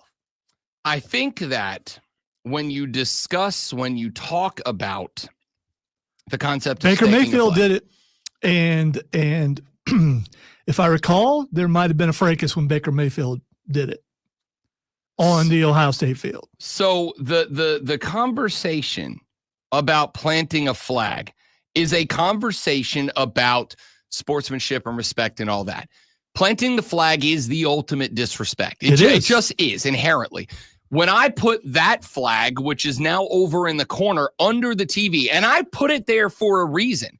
I put it there so when we were doing the stream from a different camera angle, it was very prominent. And before we had all this break screen tech that we have now, when we just had to leave the stream up and running, whenever I would get up and walk away during a show, that flag basically was what you saw. And another host said, no, dude, it makes me look like I'm second place in the studio. It can't be there. And I said, okay. Yeah, the South Carolina Broadcasters Association took care of that. Now that flag hangs over in that corner, and it does so because the host of the other show and I had a conversation about it. And we said, well, here's the solution.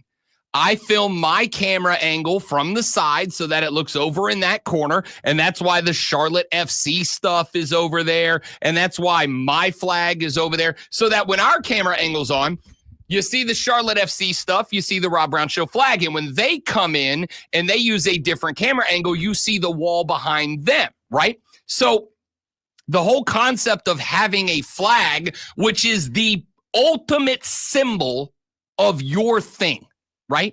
When you go plant that at midfield, I'm not going to say good, bad, ugly, indifferent, whatever.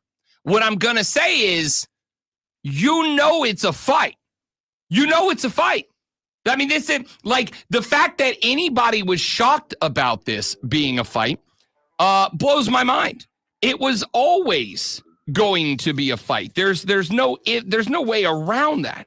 It was always going to be a fight. I wonder who the first team was who did this, because this has been going on forever. It just seems like we saw it happen a bunch over the weekend. I don't recall this many teams trying to do it in the same weekend. Well, again, Baker did it. Then it kind of became a little bit of a thing. I know, again, like I looked at, who was it? I think South Carolina, when they won that game at Clemson 2 years ago, they planted a flag on the paw. And then, there was all this talk about disrespect and the rivalry and all that. This is just, it's something that's happened, though it was prominent this week. And I think once Michigan and Ohio State did it and it became a big fracas this weekend, I think a lot of rivals looked and it went, oh, that got them real heated. That got them real mad. Not that it started a fight, but clearly it PO'd the Buckeyes. It just illustrated how big of a disrespect it was. And in a rivalry game, we spend so much time talking bleep back and forth that the disrespect almost feels encouraged. Like, I'm not shocked that a bunch of 18 and 19-year-olds figured out that if they plant a flag on their opponent's logo, the opponents get real mad about it and said, that's a reason to do it. All right, we can talk more about this coming up. Rob Alonso and you, the Rob Brown Show, the Fan Upstate.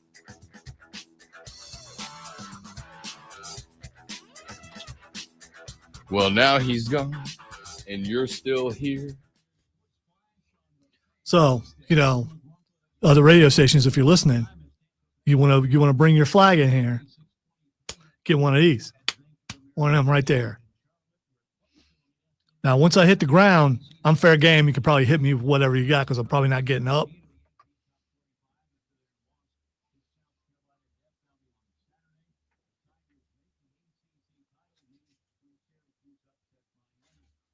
Cal McCord could have used him against Michigan.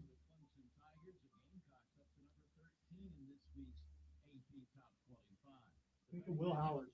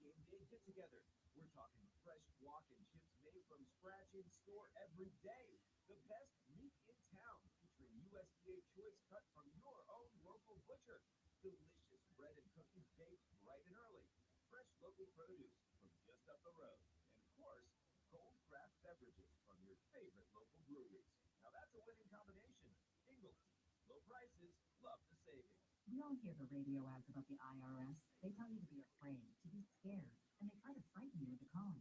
I'm not here to do that. Tax Relief Advocates is different. TRA is here to tell you that if you owe money to the IRS, whether it's $5,000, $50,000, or $500,000, you have a good issue.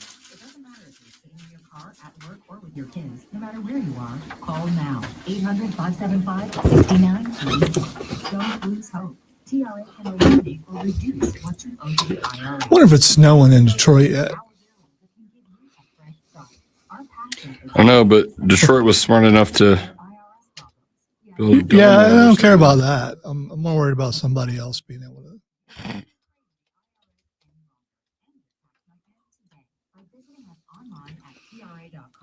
Ooh, we got flurries coming. Flurries. Thursday. It's like full on snow Sunday and Monday of next week.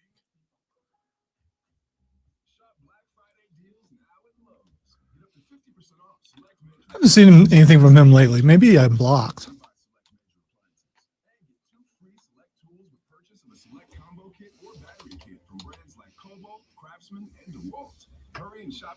Nope, not blocked. Just doesn't really post it or anything.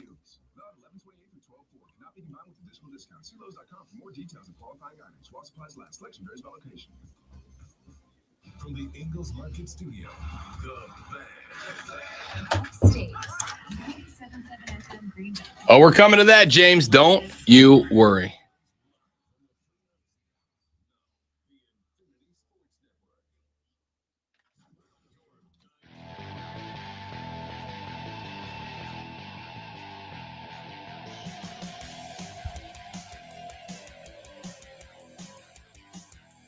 So here's a text that says the statement that I heard a lot of times after the whole flag planting incident epidemic this weekend. Texter said, Rob, if Ohio State showed that much fight during the game, they would have won.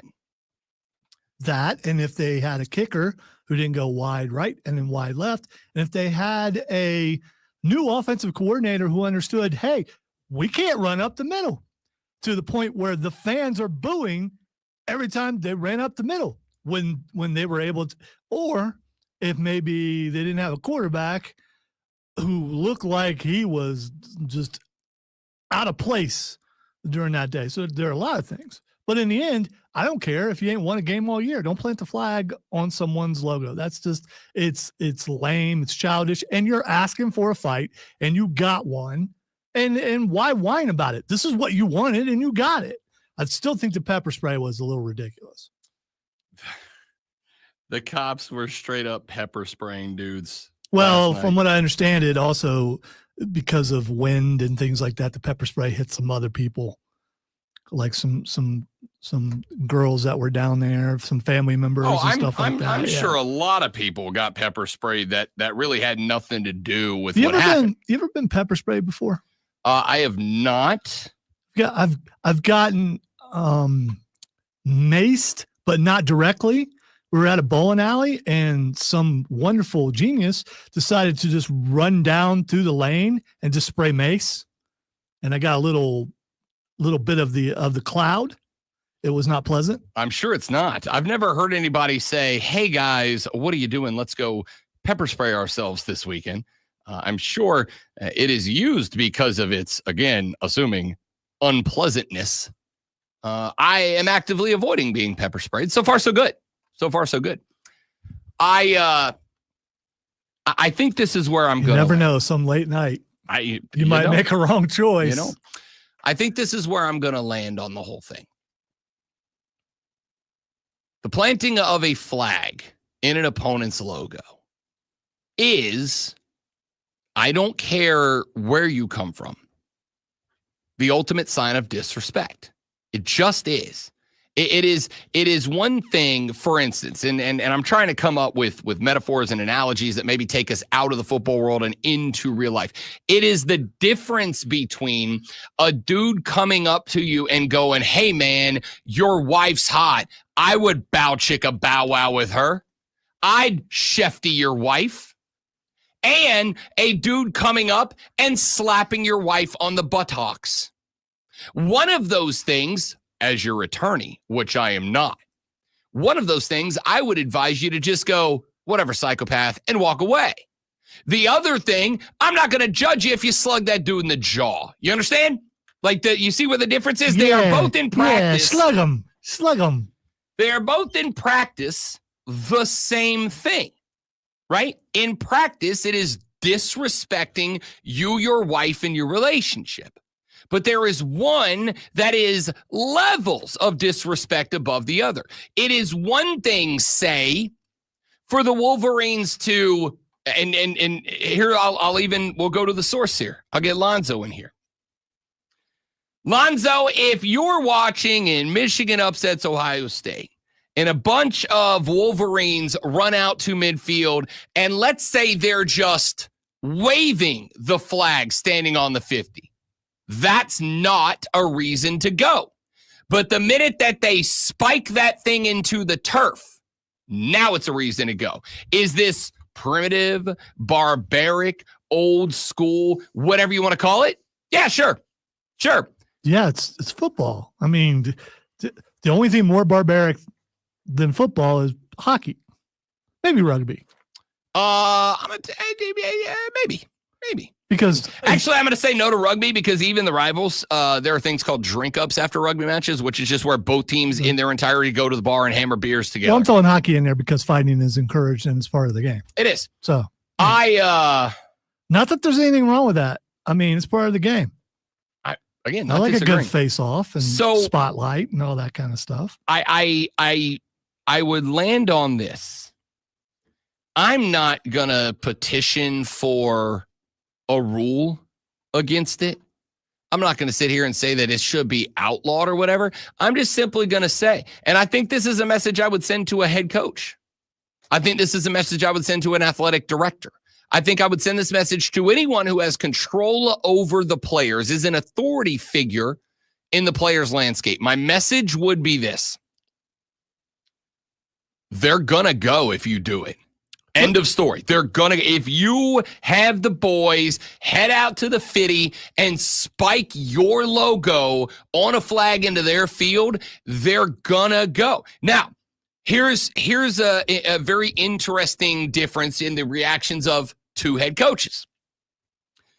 Ryan Day, when all this was happening, after his team lost to Michigan, and let's call it a buck. Ryan Day's not a dumb man. Ryan Day knew exactly what that loss meant. Lonzo, if Ryan Day does anything less than win the Natty this year, is he cooked in Columbus? Yes. Yeah. Even if he though wins the Natty, he's safe. He's like 41-7 against, 47-1 or something like that against everybody else. Yep. But he's what, 2-4 against Michigan? 1-4 against Michigan. They've won 4 in a row. Ryan Day's cooked in Ohio State. I think it's silly, but Ryan Day's cooked at Ohio State unless he wins a Natty. You should see my Facebook page of all my guys back in Ohio. Oh, I know. Oh, they thought he should have been gone. I thoroughly enjoyed Buckeye Twitter on Saturday night because it was in complete meltdown mode, right? Ryan Day's cooked at the end of the year. And I know. My wife was like, they need to fire Chip Kelly. She was very unhappy. I believe it. Buckeye social media was a wreck. I am aware of the consequences of Ryan Day losing this game. And I think Ryan Day was too. Ryan Day now knows it's natty or fired for him in Columbus, right? So there was a video of Ryan Day as the fight is happening. Ryan Day is standing off to the side on the sideline with his hands on his hips while all this is going. And I saw it when it happened. There was a close-up on his face as an assistant coach is running by him to get out onto the field and either engage in or try to break up the melee between the two teams. Ryan Day, as this coach runs by, very clearly says, "What happened?" He has no idea what's going on. None. Not a great look for a guy who just lost 13-10 for the 4th time in a row to Michigan. Then on the flip side, there was Mike Norvell down at Florida State. Opposite end of the spectrum in terms of coaching results. They're 2-10, the single worst performance in the history of Florida State football. They're 2-10. Well, after the game was over, Florida Gator players made their way to the Osceola logo at midfield and went to spike a flag. Norvell ran off the sideline, ran out to midfield, got into the face of Florida head coach Billy Napier, who was going to shake his hand, and was like, bro, not cool, man. This is not all right. What you are allowing your players to do right now is not okay. It's bull bleep. By the way, my soundboard's not working, so I can't hit my bleep button. It's bull bleep. And then Norvell ran over. On and up. So it's the actual program. Okay. Norvell said to Napier, this is not acceptable. I'm paraphrasing. I don't know exactly what he said, but I do know he said it's bull bleep. And then he turned, he ran, he grabbed the flag from a Florida player, and he, great one, chucked that flag over to the sidelines like he was trying to set an Olympic, what's the one? Javelin. Spear throw? Javelin. Yeah. An Olympic javelin world record. It's unbelievable, right? The difference in reaction. Difference in coaching results too, right? Here's Ryan Day. He's 10-2. Yeah, they lost that game. Yeah, they lost their chance at a Big Ten championship game, but they're going to the playoffs. They are in the playoffs, inevitably. I know everyone says that, but we don't know that for sure. No, I'm telling you, you're in the playoffs. 10-2 out of the Big Ten, even if you don't go play for it. You're in the playoffs. You may be like the 9 or 10 seed, but you're in. Ryan Day's team's going to the playoffs. Florida State just had the worst season they have had since 1974.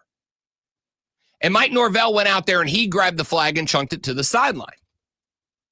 And again, because subjectivity, everybody's got their own opinion on who's right and who's wrong, and whether this should be allowed and whether this should not be allowed. But I find it very interesting that people were shocked by this. People were shocked. And again, athletes are constantly copying other athletes.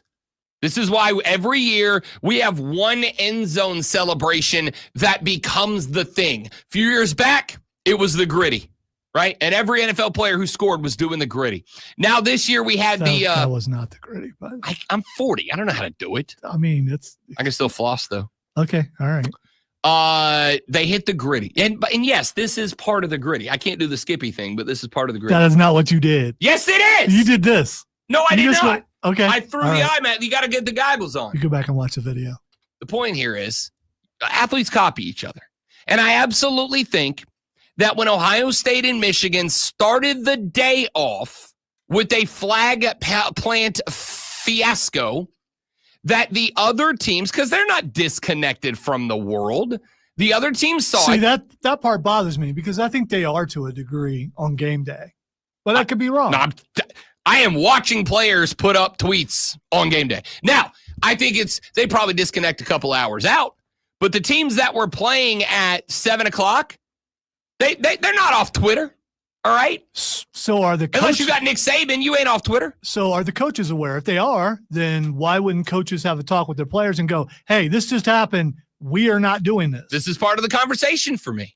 Like I said, if I was going to send out a message, the message would not be to players. The message would not be to officials. The message would be to head coaches and athletic directors and say, look, I'm not telling you what to do, what not to do. You run your team how you see fit. Just be aware that if your team plants the flag at the 50, there's going to be a fight. Because, again, half the people in America are saying, hey, if you don't want it to happen, put up more of a fight in game, right? Go win the game. If you win the game, they can't plant the flag. And half the people in America are saying this is wildly disrespectful. And the reality is my opinion on the matter is irrelevant. It's irrelevant how I feel about it. If you want to solve this problem, it's pretty easy. Okay. In the age of NIL, instead of finding the teams, find the players. We're not there yet. If we start finding the players and they go, oh, wait, I lose $100,000 if I plant this flag. I ain't doing that. The minute that you start finding players is the minute that you are acknowledging that they have to. You cannot find them without getting into the collective bargaining sphere. Now, there was a conversation that was going on this weekend that I do think that we have to talk about. But you're not going to find players without paying players. Don't you think that would be a deterrent if you know you're going to get fined? It doesn't matter. You can't do it. This is like saying you can do it. You absolutely can do it. And they are getting paid by someone. Legally, you cannot fine a player if you are not providing the players the money. You just said earlier you're not a lawyer. So how am I supposed to believe I don't need to be a lawyer to know that if you're doing 65 and a 55, you're speeding and it's illegal. It's just common sense. Even if there's not a cop around? Yes, you're still breaking the law, brow, and you're still subject to fines if you get caught. But that's not what this is. This is not the legal system.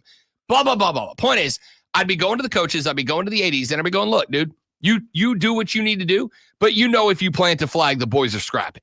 If you plant a flag, there's fisticuffs. Here's a couple of texts that have come in real quickly before we go to the break. Texter says, only an AD that listens to fans would fire a coach that wins as much as Ryan Day, but eventually all ADs listen to the fans. We're going to come to that. I was going to say, very true, by the way. Absolutely. Texter said, figure out a more creative way to celebrate than planting a flag. Maybe leave some gag gift in the locker room or something, but stop the flag planting. Yeah, make sure the water doesn't work or paint the locker room pink or something like that. I mean, something. Again, none of that's disrespect. That is the difference between, hey, man, I'd chef to your wife and walking over and slapping her on the butt, right? Like one of those I'm scrapping. One of those I'm going, all right, psycho, and we're walking away. Texter said, if Ohio State showed that much fight during the game, they would have won. Yeah, maybe.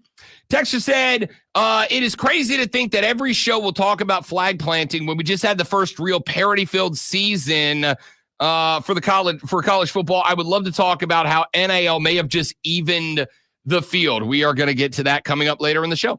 Texter said, Rob, speaking as a Seminole fan, it was more nuanced for FSU. We plant a spear for a reason. UF was more disrespectful than that. Is that hypocritical? Florida State planting a spear at the 50 versus a flag at the end of the game? Texter said, Rob, recent history suggests Michigan owns Ohio State. Why waste time planting a flag? LOL, Ryan Day coaches for Michigan. Ha ha. He actually typed ha ha. By the way, that texter is absolutely correct. Everything they just said. Texter said, and this is true, Sir Big Spur pooped on the paw. So much better than a flag. Love it. That's from K-Man. Did he actually do it, or was it okay? Well, they walked after everybody cleared the field. They walked Sir Big Spur out there. He absolutely dropped a deuce on the 50, and then they just walked away.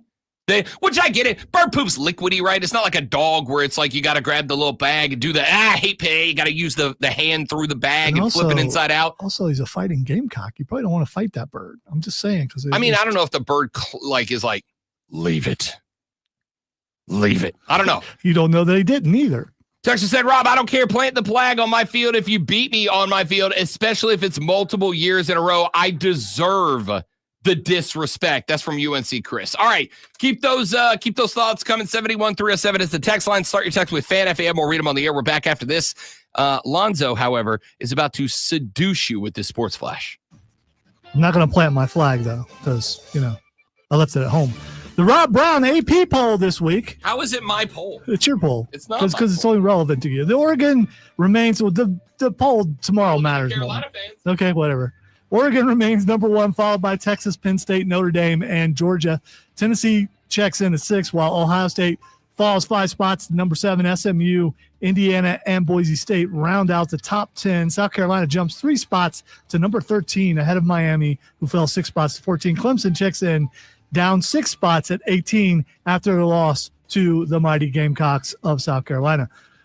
The Buffalo Bills became the first divisional winner in the NFL last night, clinching the AFC East with a 35-10 win over San Francisco. Josh Allen threw for 2 touchdowns, ran for 1, and caught 1. Tune in this Wednesday at 6:30 as the Furman Paladins take on the Florida Gulf Coast Eagles right here on the Fan Upstate.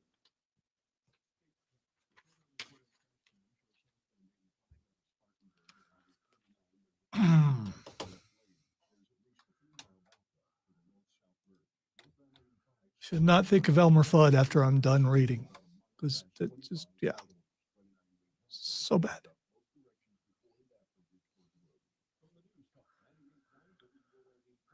One thing I did not miss while Storm vacation was reading sports flashes.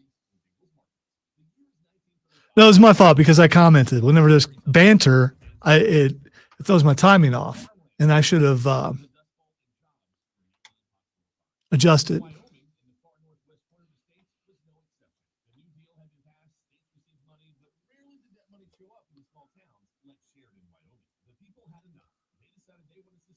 I'm going to take the L on that one, Steven. Thanks for the help, though. It's my fault.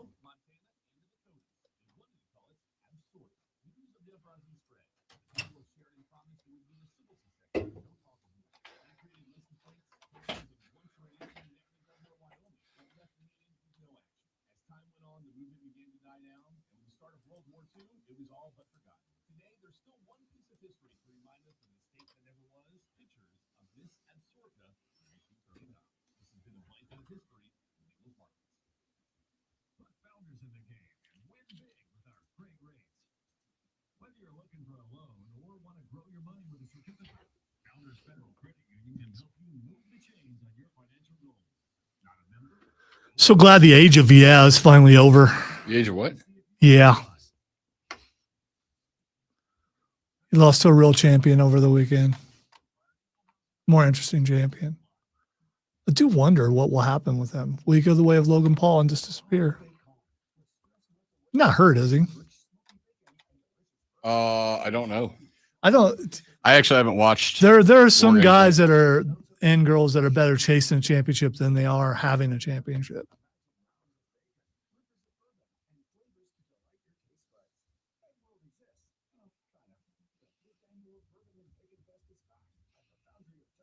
Hopefully, Saturday night's main event, Kevin Owens shocks the world and beats Cody.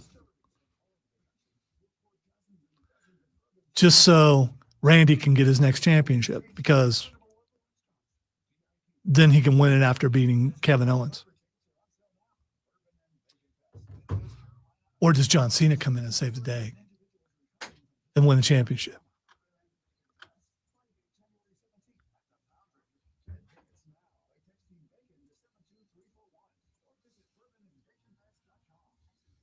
Where did you see such disrespect, James? We're just talking about in general.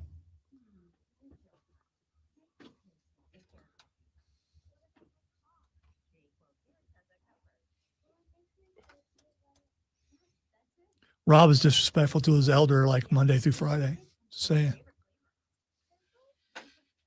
You don't get respect from being old. You get respect by earning it. Okay. Why not? I mean, that is not dying is not a reason. There's some old people who just got lucky.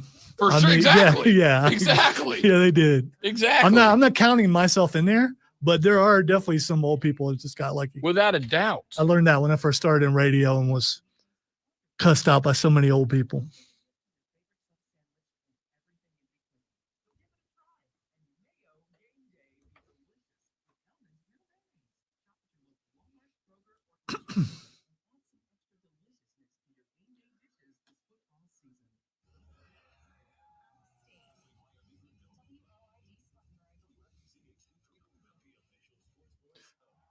Just like any Rumble, James, if there's one going on and you go, oh man, what's going on? I want to be a part of that. And you run up and be a part of it, I guess.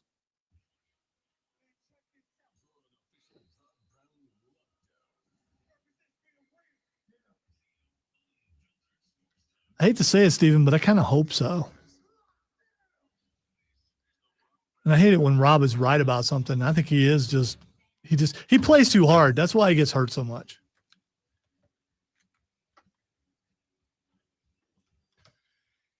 Here we go into hour number 3 of the show on a Monday morning, getting back into the swang of things. Rob Brown and the great one with you. You want to be a part of the show now is a wonderful time to do it. And here is how. 844-FANFONE, 844-326-3663 is the number. You can text us on our text line at 71307. 71307 is the number if you want to jump on board. That way you can do it. You can tweet us at The Rob Brown Show, at Lonzo on Word. Tweet everybody up in her at The Fan Upstate. And, of course, you can email me, rob.brown@thefanupstate.com, or take advantage of the Ray Memorial Hotline. Go to the Odyssey app, AUDACY. Click on the Fan Upstate page. Click the heart button so you always have it available at your fingertips. Beck and call.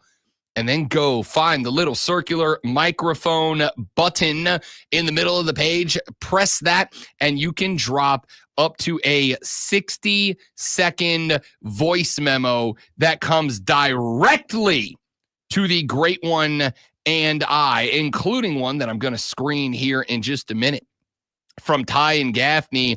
Ty dropped us a note yesterday at 4:24 p.m. I'm going to go make sure Ty is cleaned up in there. I don't care what he said. He's getting played. I just got to make sure I'm not going to get fined by the FCC for it. All right, he's probably getting played. There are some things that he could say that absolutely could not go on the air.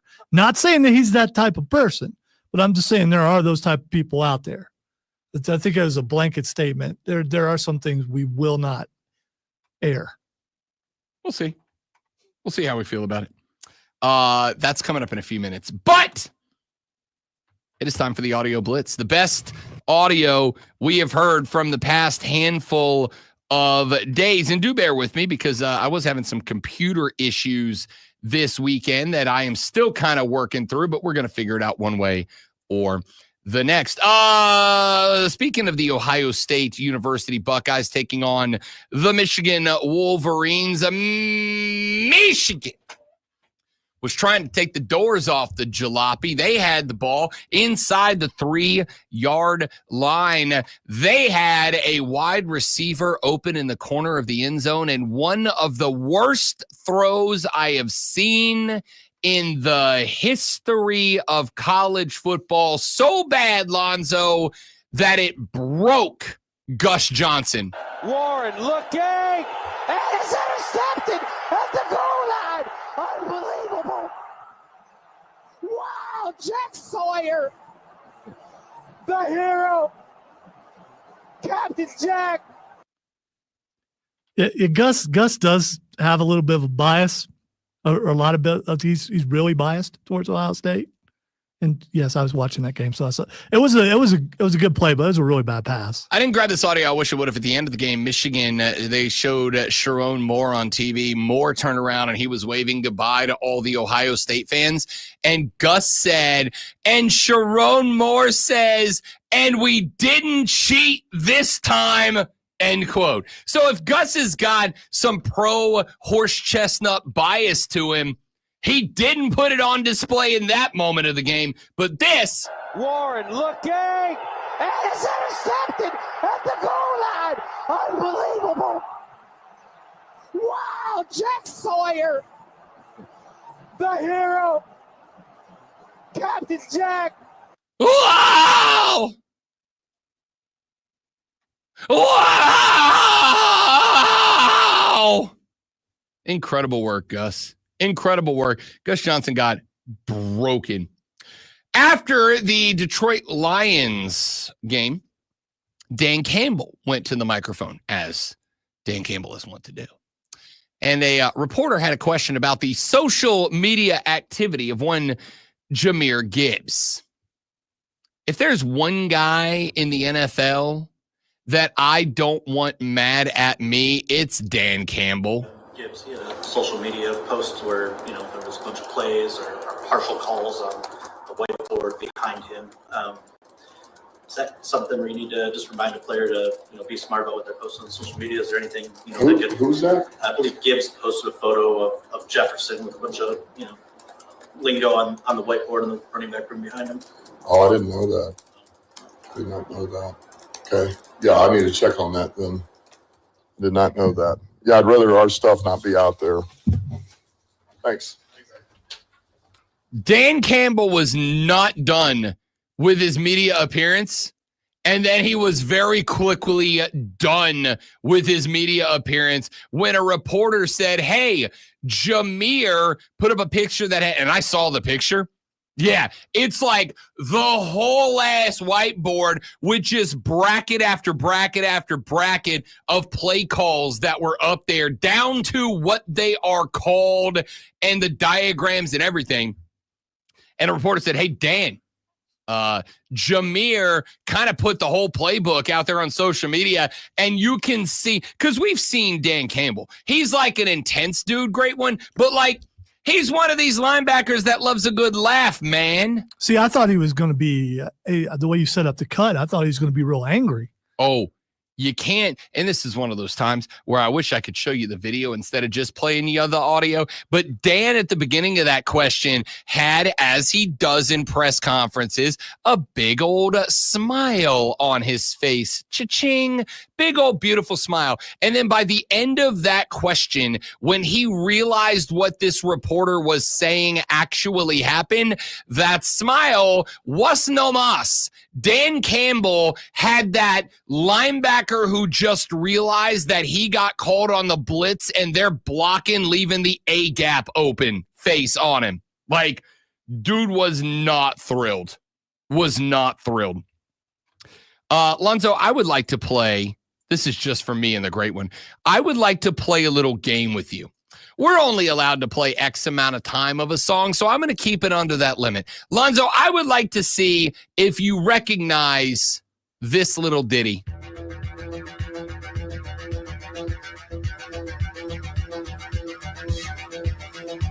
Wow, I'm usually pretty good at this, but I don't know. Think wrestling. Even with wrestling, I figured it was wrestling, probably something from the 80s maybe. That is the walkout music of one Jake the Snake Roberts. Okay, dude. All right, that's fine, but think of how long ago that was. I get it. Yeah, I mean, it isn't like you're playing Real American or Macho Man or. The only reason I Ultimate played Warrior. that is because I need you to hear for the next clip. Jake the Snake Roberts was doing a sit down on a podcast this weekend, and this happened. Is that your entrance theme? Yeah, of course it is. Hold on. Your ringer's your entrance theme. Yeah. Oh, and you just hung up on him. Yeah, I just hung up on him. I shouldn't have Hold called on. it. That's amazing. Yep, Jake the Snake uses his own walkout music as his phone ringer, and I've never respected the man I more. was gonna say, what's wrong with that? Nothing at all. Yeah, Nothing at all. That's pretty cool. Nothing at all.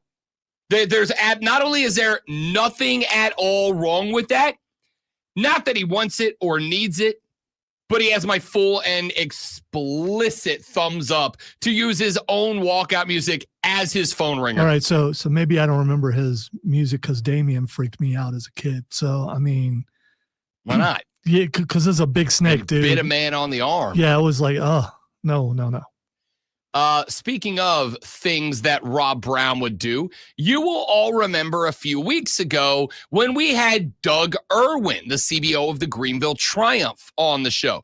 The Greenville Triumph, were announcing an agreement with the city of Malden to build a 10,000-seat soccer-specific stadium out at the Bridgeway Center. Rob Brown had Doug on. And Rob Brown, because he is one shameless son of a gun, asked Doug, hey, if I was to say, contribute a little cash, could I get something named after me in the stadium?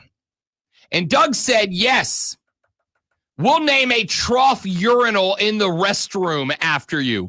And if you weren't listening at the time, let me just tell you, my reaction was, hell yeah, that's awesome. Absolutely. Are you kidding me? The Rob Brown Memorial Pee Trough is something I am all in for. That's hilarious. Put a plaque with my name and face on top of it. Absolutely, let's go. The point here is no shame. No shame. Taylor Lewin, the former offensive line.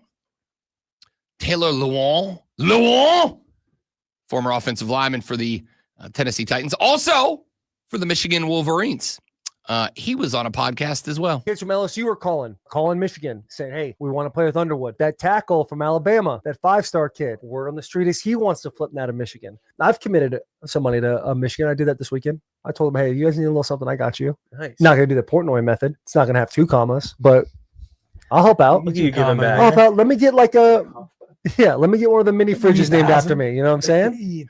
That's one of the little mini fridge named after me in the Schembeckler Hall. Taylor Luon says, yeah, I'm in on the NIL. I want something named after me. Can I get a mini fridge named after me?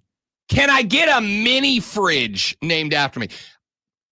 Listen, I've respected Taylor Luon for a very long time. I respected my dude back in the day when he was a fat guy. He's not a fat guy anymore. You seen that guy lately? That guy's a damn GQ model. That guy looks like he just stepped out of the pages of Playgirl magazine. That guy is absolutely a sexy dude. I ain't mad at it. It's a handsome young man. Does that magazine still exist? I don't know. But you know what I was saying. All right. Guy is absolutely shredded. He is a handsome devil. All right. I respected him when he was a big old fat offensive lineman at Nashville Predators games, chugging beers funneled through the gill and mouth of a dead catfish because offensive linemen, it's what they do. And now my guy is getting name a mini fridge after me out there in the public. Michigan, if you don't name the mini fridge after him, I was going to say I'll never pull for you again, but I've never pulled for you before. So, you get it. You get it. Hey, Thanksgiving was last weekend. And as I said on many shows I did last weekend, this one, BetMGM, and all the guys are missing the boat because every radio show in America last week, Lonzo, did the same conversation. What's your favorite Thanksgiving side? Did that myself the week before. So, yeah, I mean. Every radio host except me asked that question. I asked the question, what's the best Thanksgiving dessert? That's a far more debatable answer. Okay. Obviously, your mind is set on side, so you don't think anybody else would have a better answer. It's so you're no. it. It's just that kind of elitist attitude. It's not. It's every radio show asked that question. So don't listen to every radio show. Every one of them wouldn't know. Let's ask something different. Let's have a different conversation. Let's spark a different debate. Let's be creative and different and ingenuitive. What's the best dessert? But I don't care about any of that. The point is, last week was a time to ask people, what's your favorite thing about Thanksgiving? You know who got asked what he was most looking forward to at Thanksgiving? Lonzo, more Xavier Leggett sound. Hey, XL, what are you looking forward to most at Thanksgiving? Man, what I'm most excited to eat today, man, it's going to be that coon, man. My cousin, they called me last night, told me they killed the coon 2 days ago. They took the clothes off and everything, washed them up. Yeah, we about to dive into that today, man. Come on, man. Shout out to you, man. Happy Thanksgiving, brother. Happy Thanksgiving. Now, for all of you that didn't understand what XL was saying there. Did he say corn? No. He said coon. Okay. So I had most of the letters right. You were in the ballpark. I'm just going to put one more time. Okay. One more time. All right. Now that you know, and then the official Xavier Leggett translator of the Upstate, Rob Brown, will step in. Man, what I'm most excited to eat today, man, it's going to be that coon, man. My cousin, they called me last night, told me they killed the coon 2 days ago. They took the clothes off and everything, washed them up. Yeah, we about to dive into that today, man. Come on, man. Shout out to you, man. Happy Thanksgiving, brother. Happy Thanksgiving. Killed 2, washed them up. Okay.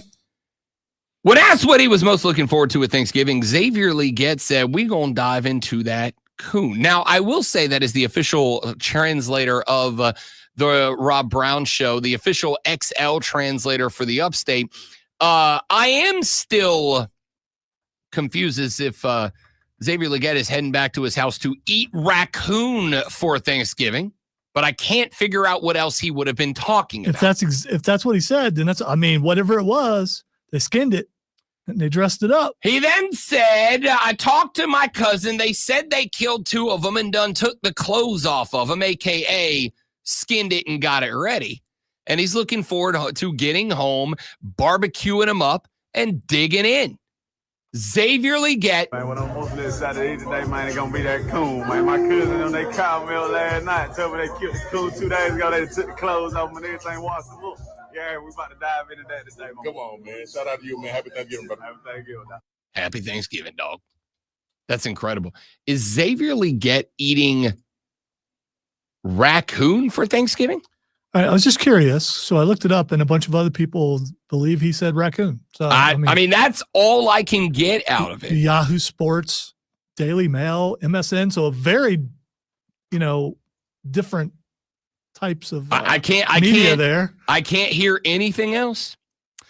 And finally, we take you up to Syracuse, New York. Rob Brown gave you one upset special last weekend. I said, look out, because Fran Brown is building a little something up there in Syracuse, New York. The upstate of New York is primed and ready for an upset, and I don't think the Miami Hurricanes are that good. Syracuse over Miami was my upset pick, and wouldn't you know it, Rob Brown, and this may shock you, knows ball, because Syracuse did upset Miami. And in the ruckus after the game, Fran Brown got on the mic, and Rob forgot to unmute the site. And here's Fran Brown. Coach, you guys down 21 points at one point. What did this team show you with that comeback today? Dart, we committed. We love each other. We truly love each other. It's amazing. I'm just very thankful. I'm excited. These fans. Syracuse back. Syracuse is back. I just love it. Hey, Kirby Smart, thank you for that message earlier, Kirby. It means so much to me, Coach Smart. I appreciate you. I love you. Thank you. LeQuint Allen, what he was able to do today, what impressed you the most about LeQuint's performance? LeQuint's the toughest person on our team. This is why LeQuint will be a draft pick and play in the NFL for a long time. He's the toughest person on our team. Coach, you said in your pregame speech, this is your championship game. How does it feel? Well, it's a championship game. We worked our butts off for it. Fell short a few times, and then we got the opportunity to do this. Hey, Dabo Swinney, congrats. I got you in, baby. I'll holler at you later. You gonna shower? He said, hey, guess what? I'm getting washed. Hey. I love this dude. What do you want? Yeah, I love this dude. Yeah, I saw that before, and the shower thing, I don't entirely. So a couple of weeks ago, Syracuse lost a game, and in the post-game interview, Fran Brown said that he does not take showers after L's because winners don't deserve to get washed. Effectively saying, if you take an L,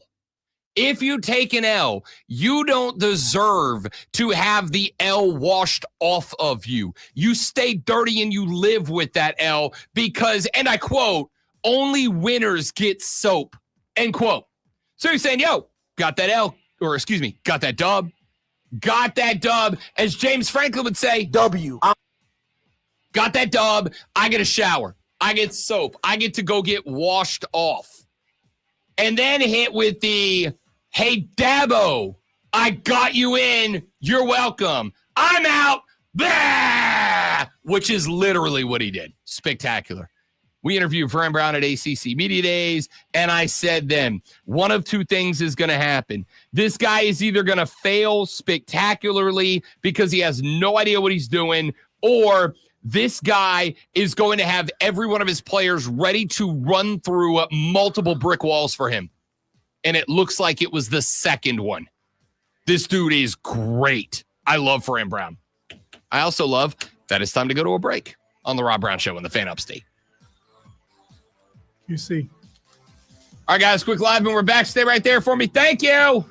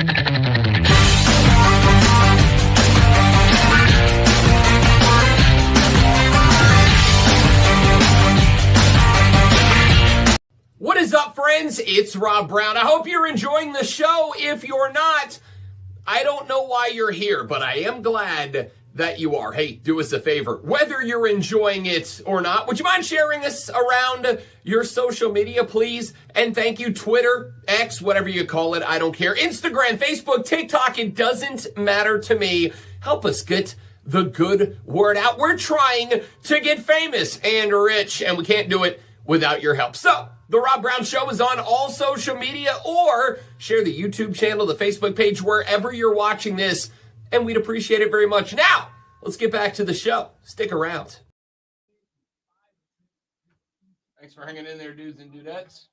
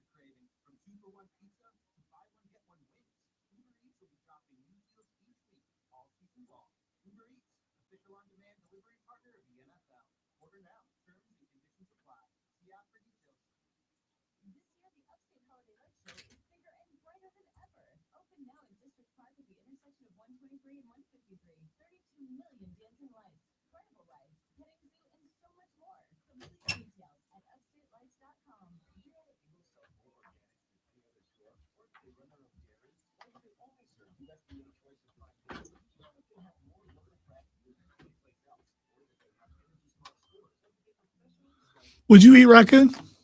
I'll try it. I don't think I've ever had it before. When I eat squirrel, what's the difference? Yeah, I've ate squirrel too. I think I would probably try raccoon, but I would not try possum. I actually think I've had possum.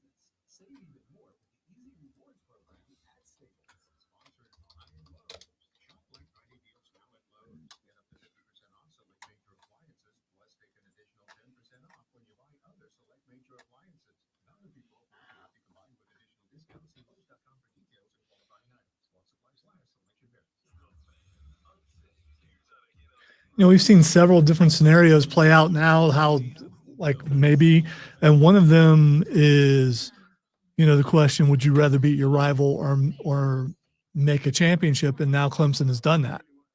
They did not beat the rival, but they made a championship. Do fans, will they say, yeah, the rival doesn't matter anymore? That hurt really, really bad, by the way. Yeah, it probably broke something. I don't know. Yeah, that's usually my reaction when I break something. If I scream, you know, I really did break something.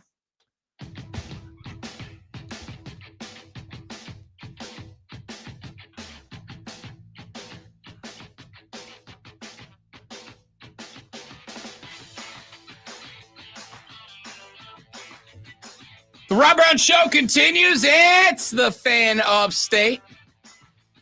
Texas said, Rob, can we get a shout out to the South Carolina Gamecocks for their win over Clemson this weekend in the Palmetto Bowl? Yes, you can.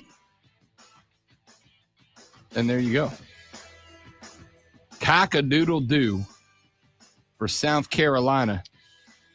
And the dub this weekend in the Palmetto Bowl. 17-14 is your final. Lenora Sellers leads a go-ahead touchdown drive was dead to rights behind the offensive line, was able to somehow squirt free and take it the distance down the stretch. The last tutty of the game credited to Lenoris Sellers on a 20-yard run with 1 minute and 8 seconds remaining on the clock. But this game was nothing if not entertaining down to the final seconds of the contest when late in the fourth quarter, Cade Klubnik has an opportunity with 56 seconds left to play to make something happen in Gamecock red zone territory. The ball is tipped at the line of scrimmage. The ball is picked off by South Carolina, and Shane and the boys erupt on the sideline after the Demetrius Knight pick that sealed the victory for South Carolina. And look, we came into this game, and my whole breakdown last week was very simple. Whichever team is able to control the line of scrimmage from guard to guard is going to win this football game. Both quarterbacks put a lot of yards under the cleats. Cade Klubnik had 10 carries, 62 yards, and 2 rushing touchdowns. Lenoris Sellers, $166 and 2 rushing touchdowns. Raheem Sanders, 18 carries for 60 yards. Phil Maffa, 20 carries for 66. When it came down to it, it was the legs of Lenoris Sellers, and it was controlling the line of scrimmage guard to guard that won this game for the Carolina Gamecocks. And I know Phil Maffa got banged up in this game. There was a point where they showed him, actually I was going to say sitting, but kneeling on the sideline, dealing with some sort of injury that obviously impacted him throughout the remainder of the contest. But it was Lenoris Sellers and the Gamecocks' ability to hold the line of scrimmage and give him time in a pocket to recognize when he needed to pull it and run and get to the outside or not. This is impressive. Here's where I'm going to tell you, I think that the game ultimately was a big problem. Play calling on the defensive side of the football. Wes Goodwin's defense knows what South Carolina's offense is. And if he didn't, that in and of itself is a reason to move on. But when you are watching South Carolina drive the football, and you know at that point, Lenoris Sellers has already racked up 140 rushing yards of offense. How you not got a guy on that dude? How you not got a guy playing at the middle or strong side linebacker whose only job is don't let Lenoris Sellers beat us. If he's going to beat us, he's going to do it with his arm. And here we are late in the game, Gamecocks driving and threatening the go-ahead score. Lenoris gets to the outside. No one is at least apparently responsible for him. And he just dances in for a go-ahead tutty. How is he's got a $145 on you in that spot. How is nobody there for him? We'll ask John Blau that question from the Post and Courier, covers the Clemson Tigers. We'll break this game down as well as Clemson's trip this Saturday to the ACC title game. The only way they're getting into the playoffs is to knock off SMU. We'll talk about that with John Blau next on the Rob Brown Show on the Fan Upstate. All right, guys, we're going to step away for just a minute and get John Blau lined up. We will be right back. Don't go anywhere.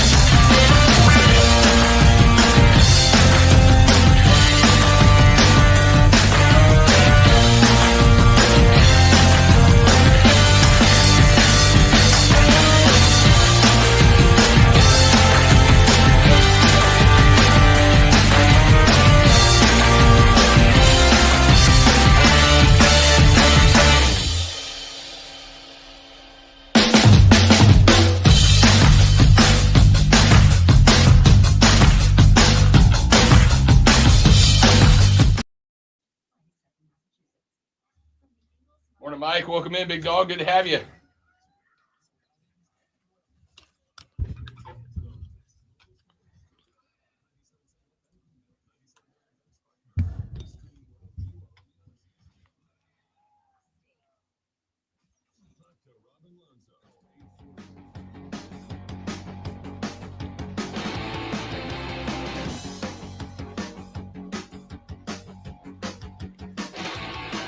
(17-14) is your final score as the South Carolina Gamecocks head into Clemson and take away a win in the Palmetto Bowl. However, still not a tragic day for the Clemson Tigers, as in the exact same day, they have their ticket punched for them by Fran Brown in the Syracuse Orange.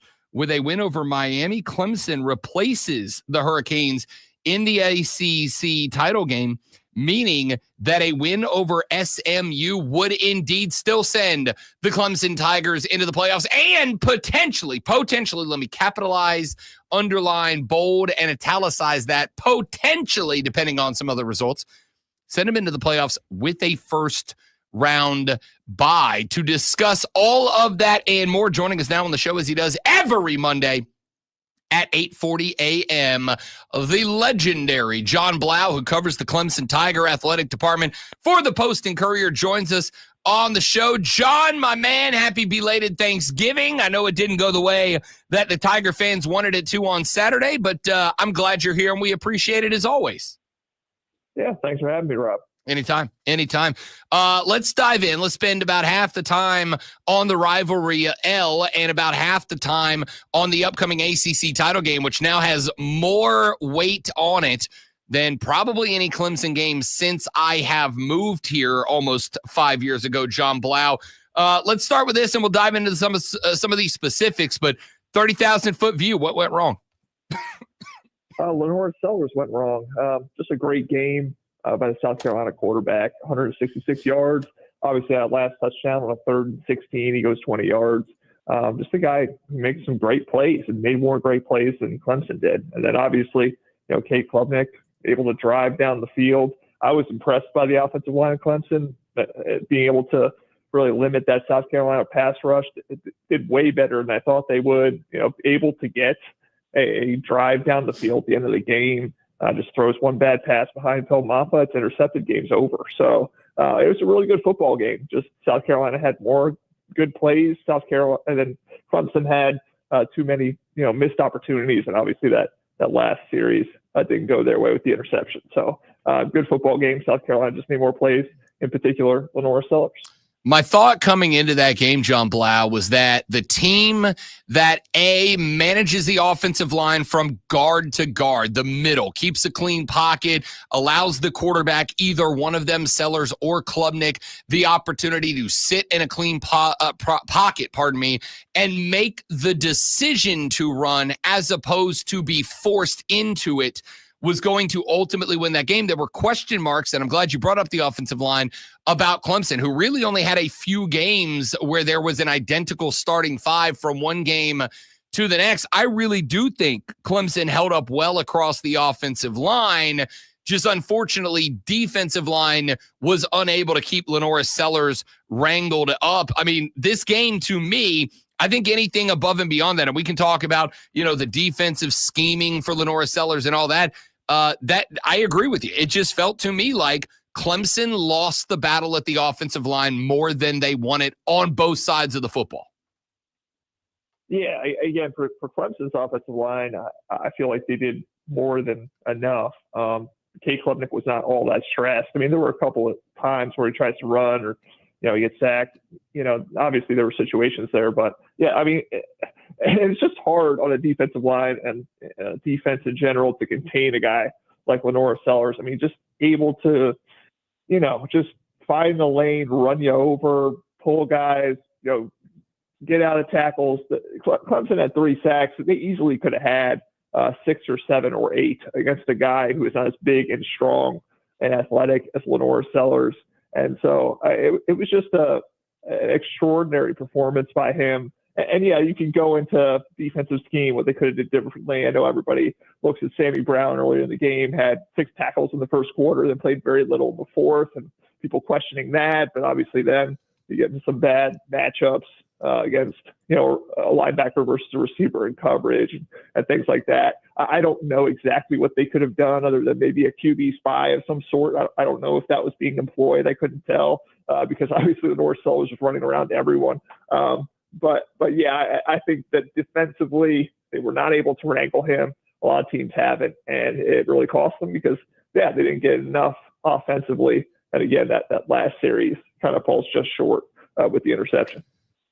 It felt to me like Clemson played a game. And I mean, obviously, I don't care where you play, who you play, what the score is. There's always going to be a thing or two or three that can be cleaned up. But it felt to me like Clemson played a game, John Blau, that wins then the game more often than not. There just aren't a lot of Lenore Sellers out there that can do the things, not just run, John, but like you pointed out, run through tackles, run around tackles, run over tackles. This kid made life hell for the Clemson Tiger defense. Is there anything you would have seen? Like you brought up quarterback spy. To me, especially on that touchdown run from 20 yards out, it almost felt inexcusable that there wasn't a guy obligated, or that if there was a guy obligated, he was out of position, they got caught. It almost felt inexcusable that for a guy who has put up 145 rushing yards on you at that point, that guy isn't the priority. Make him beat you with the arm. It just kind of felt like that got away from Clemson in the most important minute and a half of that football game. Yeah, I mean, I have to go back and watch that play a couple more times to really see, like you said, was there a spy there? Did he just kind of lose them? It looked like I saw Wade Woodaz was kind of sort of in position and didn't quite get to him. But yeah, like you said, I just think Clemson played a pretty decent game. I don't think they played that bad. Lenore Sellers was the difference. Without Lenore Sellers, and obviously you can do this with any member of both teams, so it's not really obviously a great point. But without Lenore Sellers, I mean, obviously South Carolina doesn't win that game. Clemson does. And so it just, yeah, you can go back and try to nitpick, second guess a million different things, but that guy just made a ton of plays. And Clemson had their opportunities. I mean, there was that 4th and 1 early in the game where they don't kick a field goal. They go for it with the jumbo package. They get stuffed. Obviously there were a couple of turnovers that Clemson forced. They forced 3 turnovers. They did not get any points off of any of those turnovers. That's kind of rare. You don't see that a lot. So just a lot of things just didn't quite go right. And then again, that pass behind Phil Moffitt, just throw it out of bounds, get a field goal, tie the game, go to overtime. So yeah, just a lot of little things. I think Dabo Sweeney said, he thought that they kind of lost the game more than, obviously South Carolina won it, but it's just, things happen, and Lenore Sellers was a big thing in that game. Yeah, I'd say so. 160 plus yards on the ground, 2 rushing touchdowns. I mean, again, you kept the South Carolina passing offense from really popping off. Sellers 13 of 21, $164, and 1 interception, compared to Cade Klubnik's 24 of 36 for 280, no touchdowns and 1 interception. And Klubnik didn't have a bad day pulling the ball and running either. 10 carries, 62 yards, including an 18-yard touchdown, 1 of 2 that he punched into the end zone. John Blau, as we kind of transition into the ACC title game against SMU, because this team is still very much alive for a playoff bid, was what you saw out of Clemson Saturday, in your opinion, good enough to end up as ACC champions and earn a bid this weekend? Oh, yeah, I think it's possible. I think what the offensive line was able to do in terms of protecting Cade Klubnik, to see Tristan Lee and Marcus Tate after, a couple games on the Pine just come off and really neutralize an edge rushing duo like Kennard and Stewart, obviously Blake Miller as well on that other edge. That was really, really encouraging to see them kind of, get back to 100% that quick. So that's obviously big for them. Phil Moffitt obviously has to be more productive. I think he was like 3.5 yards per carry, something like that against South Carolina. That isn't quite where you want it to be. I don't know if Phil Moffitt's getting tired towards the end of this season, if you need to get Jay Haynes more incorporated. I've seen a lot of people talking about that. But to be able to, again, protect Klubnik, get some shots down the field with Moore and Wesco coming up with contested catches, Antonio Williams. I've saw enough from the offense. It's kind of strange to say after scoring just 14 points. I saw enough to think that they can score points against SMU, because I don't think that's quite the same level of defense as South Carolina is. And defensively, yeah, I mean, it's just I think Kevin Jennings is a very good quarterback. I think he's a dual threat as well that can hurt you with his legs, but I don't think he's Lenore Sellers. I don't think he's going to run for 166 yards. I don't think he's going to make some of those plays Lenore Sellers did. The defense, for the most part, had a pretty good game. So I think what we saw against South Carolina should make you feel pretty good about Clemson's chances of beating SMU. Obviously, different challenge, different weeks, different things can happen. But I think they got a good shot from what I saw this past weekend. We saw John Blau at one point during the game. Moffitt took a big shot. He ended up on the sideline and looked a little rattled, was down on a knee, kind of looked like, I don't know if he was stretching something out or was just trying to get his bearings about him. But do we have any update? Was there any status check on Phil Moffitt after the game as far as any lingering injuries that could hamper him this weekend in an ACC title game? Yeah, I mean, that was actually interesting. I don't think anybody asked. I think everybody was just so fixated on everything else that had happened during that game. Obviously, the last drive and, what Lenore Sellers did and all that. So I know there was a question about R.J. Mickens because he came out and never came back in. And Dabo Swinney didn't really give an update on him either. But yeah, we haven't asked about Phil Moffitt. We're going to have to ask this week in terms of what his status is, how healthy he is. Again, I don't know if it was just that shot, if he's had a ton of carries this year. Maybe there's kind of a cumulative effect there, but I'm sure somebody will ask this week and we'll figure that out. The pressure on this football team in this ACC title game, Syracuse delivers the upset to Miami and punches the ticket for Clemson to head to the ACC title game. The pressure is on this team. I think that to some degree, John Blau, you may or may not agree with this. I'd be happy to hear your thoughts. If not, the pressure is on Dabo Swinney because you got to think some of it is relieved if this team ends up in the playoffs, even as a 3-loss football team. What impact, if any, do you think it has on this team, knowing that this ACC title game is, hey, win and you're in the playoffs and lose, you're headed down to South Florida for the Meineke Car Care Bowl?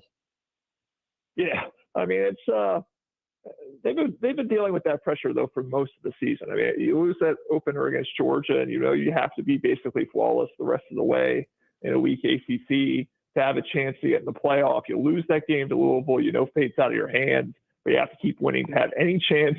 And then obviously the South Carolina game, you lose, but you get kind of a second life. So it feels. I don't know if there's as much pressure as this is kind of again like a second chance, a mulligan. You thought you were dead, you're not. And so, playing with house money to a degree, obviously fans are going to be upset if they lose. I mean, if they follow South Carolina with another loss in the ACC title game, there's going to be a lot of upset. But if they are able to get back to the playoff, I mean, after missing it 3 straight years, to actually be in the field and have a chance, I think that will, make a lot of people feel better about where things are. Obviously a very tumultuous year in terms of losing that Georgia game, Louisville game, South Carolina game, every, ranked or seems like upper tier opponent you played, you didn't win. The recruiting cycle, losing 7 guys to decommitments, all of that's going on with NIL, rev share. There's a lot of reasons to be a little anxious, but I think this is kind of, again, a second opportunity. If you take advantage of it, it's going to make a lot of people happier. If you lose, obviously, it's going to make a few more people upset, but we're just kind of is what it is. And we'll see if they're able to take advantage. John Blau, 30-second answer, and I know I'm putting you on the gun here, but we're right up against it. Clemson wins the ACC and punches a ticket to the playoff if blank. Again, if they don't turn the ball over, if they're able to get some shots down the field with Wesco Moore and Williams again, and obviously an SMU that can score points, so can you score points with them and then contain a guy like Kevin Jennings and not let Lenore Sellers you can get into the playoff and see what happens from there. John Blau covers the Clemson Tiger Athletic Department for the Post and Courier. When we talk to him next week, the Clemson Tiger football program will will either be in the playoffs or headed to a lesser bowl game, and we will also start transitioning over to the basketball team as well. John, my man, I hope you had a great Thanksgiving, brother. Thank you for your time as always, big dog. Appreciate it. Thanks, Rob. You got it. Jumble out from the Post and Courier joins us every single Monday at 8:40 to talk Clemson ball. We appreciate his time. When we come back here in just a minute from right now, let's talk some NFL, shall we? We've spent a lot of time talking college football. Let's get into the association. Let's get into the National Football League. That is after the Josh Allen of sports flashes. Lonzo, read you this. Dude, not even right. The Buffalo Bills became the first divisional winners in the NFL last night, clinching the AFC East with a 35-10 win over San Francisco. Josh Allen threw for 2 touchdowns, ran for 1, and caught 1 in the beautiful, snowy New York weather. Buffalo improves to 10-2 with the win. James Harden has joined Steph Curry as an elite NBA club, becoming the only 2 players in NFL history to make 3,000 career three-pointers. Harden hit the milestone in the first half of the Clippers' 126-122 win over the Nuggets. Harden led the Clippers with 39 points in a week in which he also recorded his 100th game of 40 points or more. Tune in this Wednesday at 6:30 as the Furman Paladins take on the Florida Gulf Coast Eagles. It's Florida, versus Furman right here when you're home for Furman Paladins basketball, the Fan Upstate.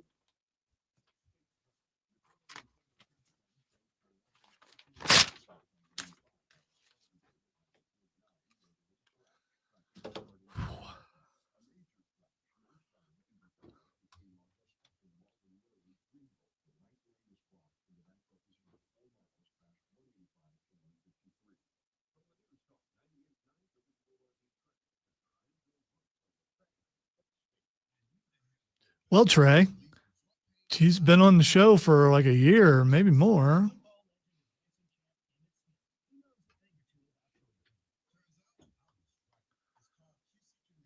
That would imply that I am disrespectful to guests. I would never do such a thing.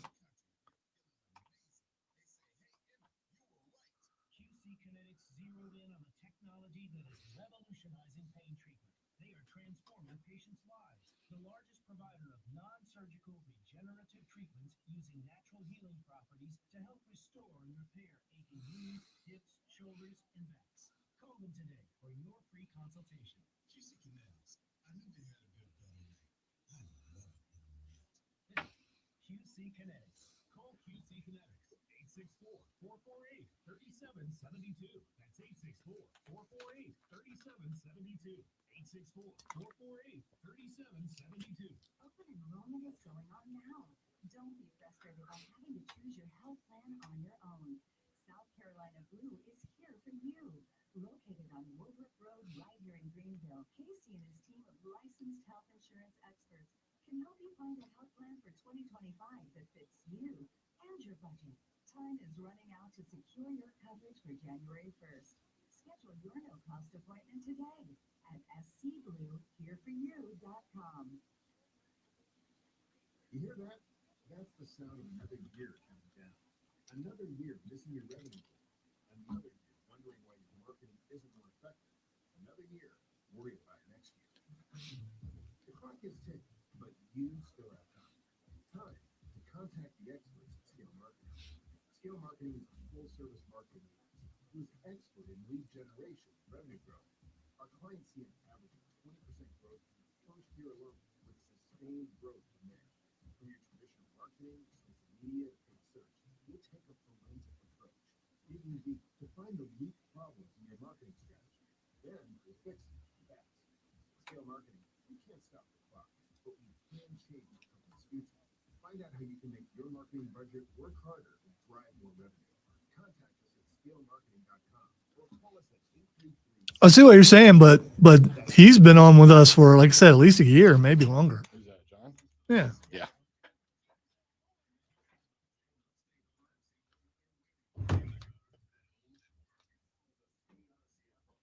Now?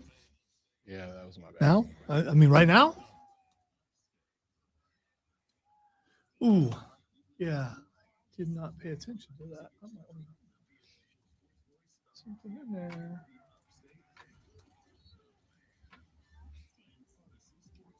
Oopsie.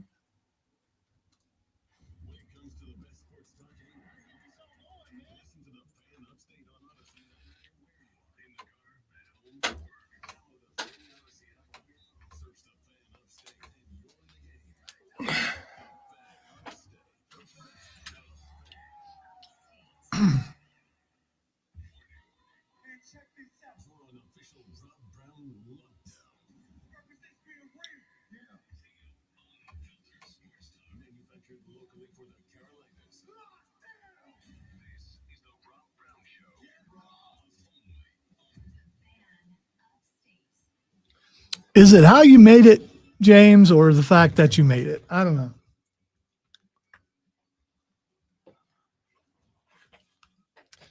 James said, I love Clemson's ability to keep falling upwards. Oh, that's fantastic. Welcome back, ladies and gentlemen. And the Rob Brown Show is on your radio. It's the Fan Upstate. Rob, the great one, Alonzo, with you. As we continue to break down the biggest scores and storylines from a spectacular football weekend, college football rivalry weekend has taken place, and it was interesting. I do want to get to some NFL news notes in storylines, but I've been wanting to get to this so big. I'm gonna take that title card down and switch to a different discussion here. I find this one very interesting. Lonzo, I'm gonna play you a clip from Todd McShay and his podcast regarding Ryan Day and the Buckeyes. And I would like your knee-jerk reaction to what Todd McShay says here. Ryan Day's out as the Ohio State head coach after this season. You just put 10 on Michigan as the offensive coach. And now you got a riot on your own field with your own players. But you know what was terrible in this whole thing? And it's just Ryan Day, part of it you can say is having just the worst luck in the world. That Ryan Day, when the camera comes over to him, you can read his lips, and he says to one assistant walking by, what happened? And I get it. Like, his world's collapsing. But you're still the captain of this ship. And when you see all your players racing over the middle of the field, you better get involved, right? That's leadership. You get to a point in a crossroads, if you will, where I don't know how it would be productive for this program to move forward with him as the head coach, given the circumstances. Not because he can't do the job. And everyone's going to say, good luck finding someone better. I get it. And I agree. Good luck finding someone better than Ryan Day. Knee-jerk reaction, Lonzo. Did he expect him to participate?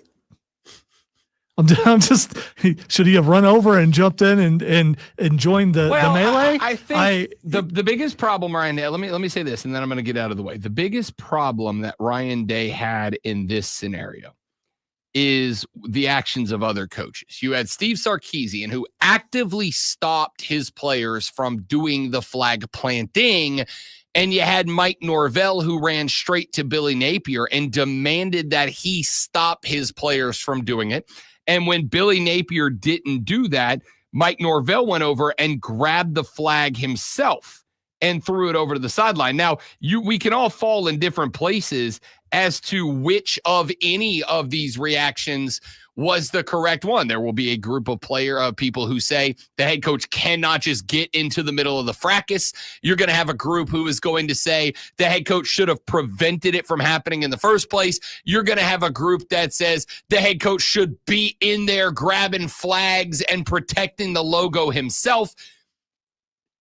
What he's saying here is the fact that Ryan Day, apparently, whether it's true or not, perception is reality, didn't know any of this was even happening at the time is a bad look when piled on to the fact that he has now lost 4 consecutive to that other school. By the way, this is not me defending Ryan Day, because I'm not going to, except for the fact that how many angles of this thing have you seen?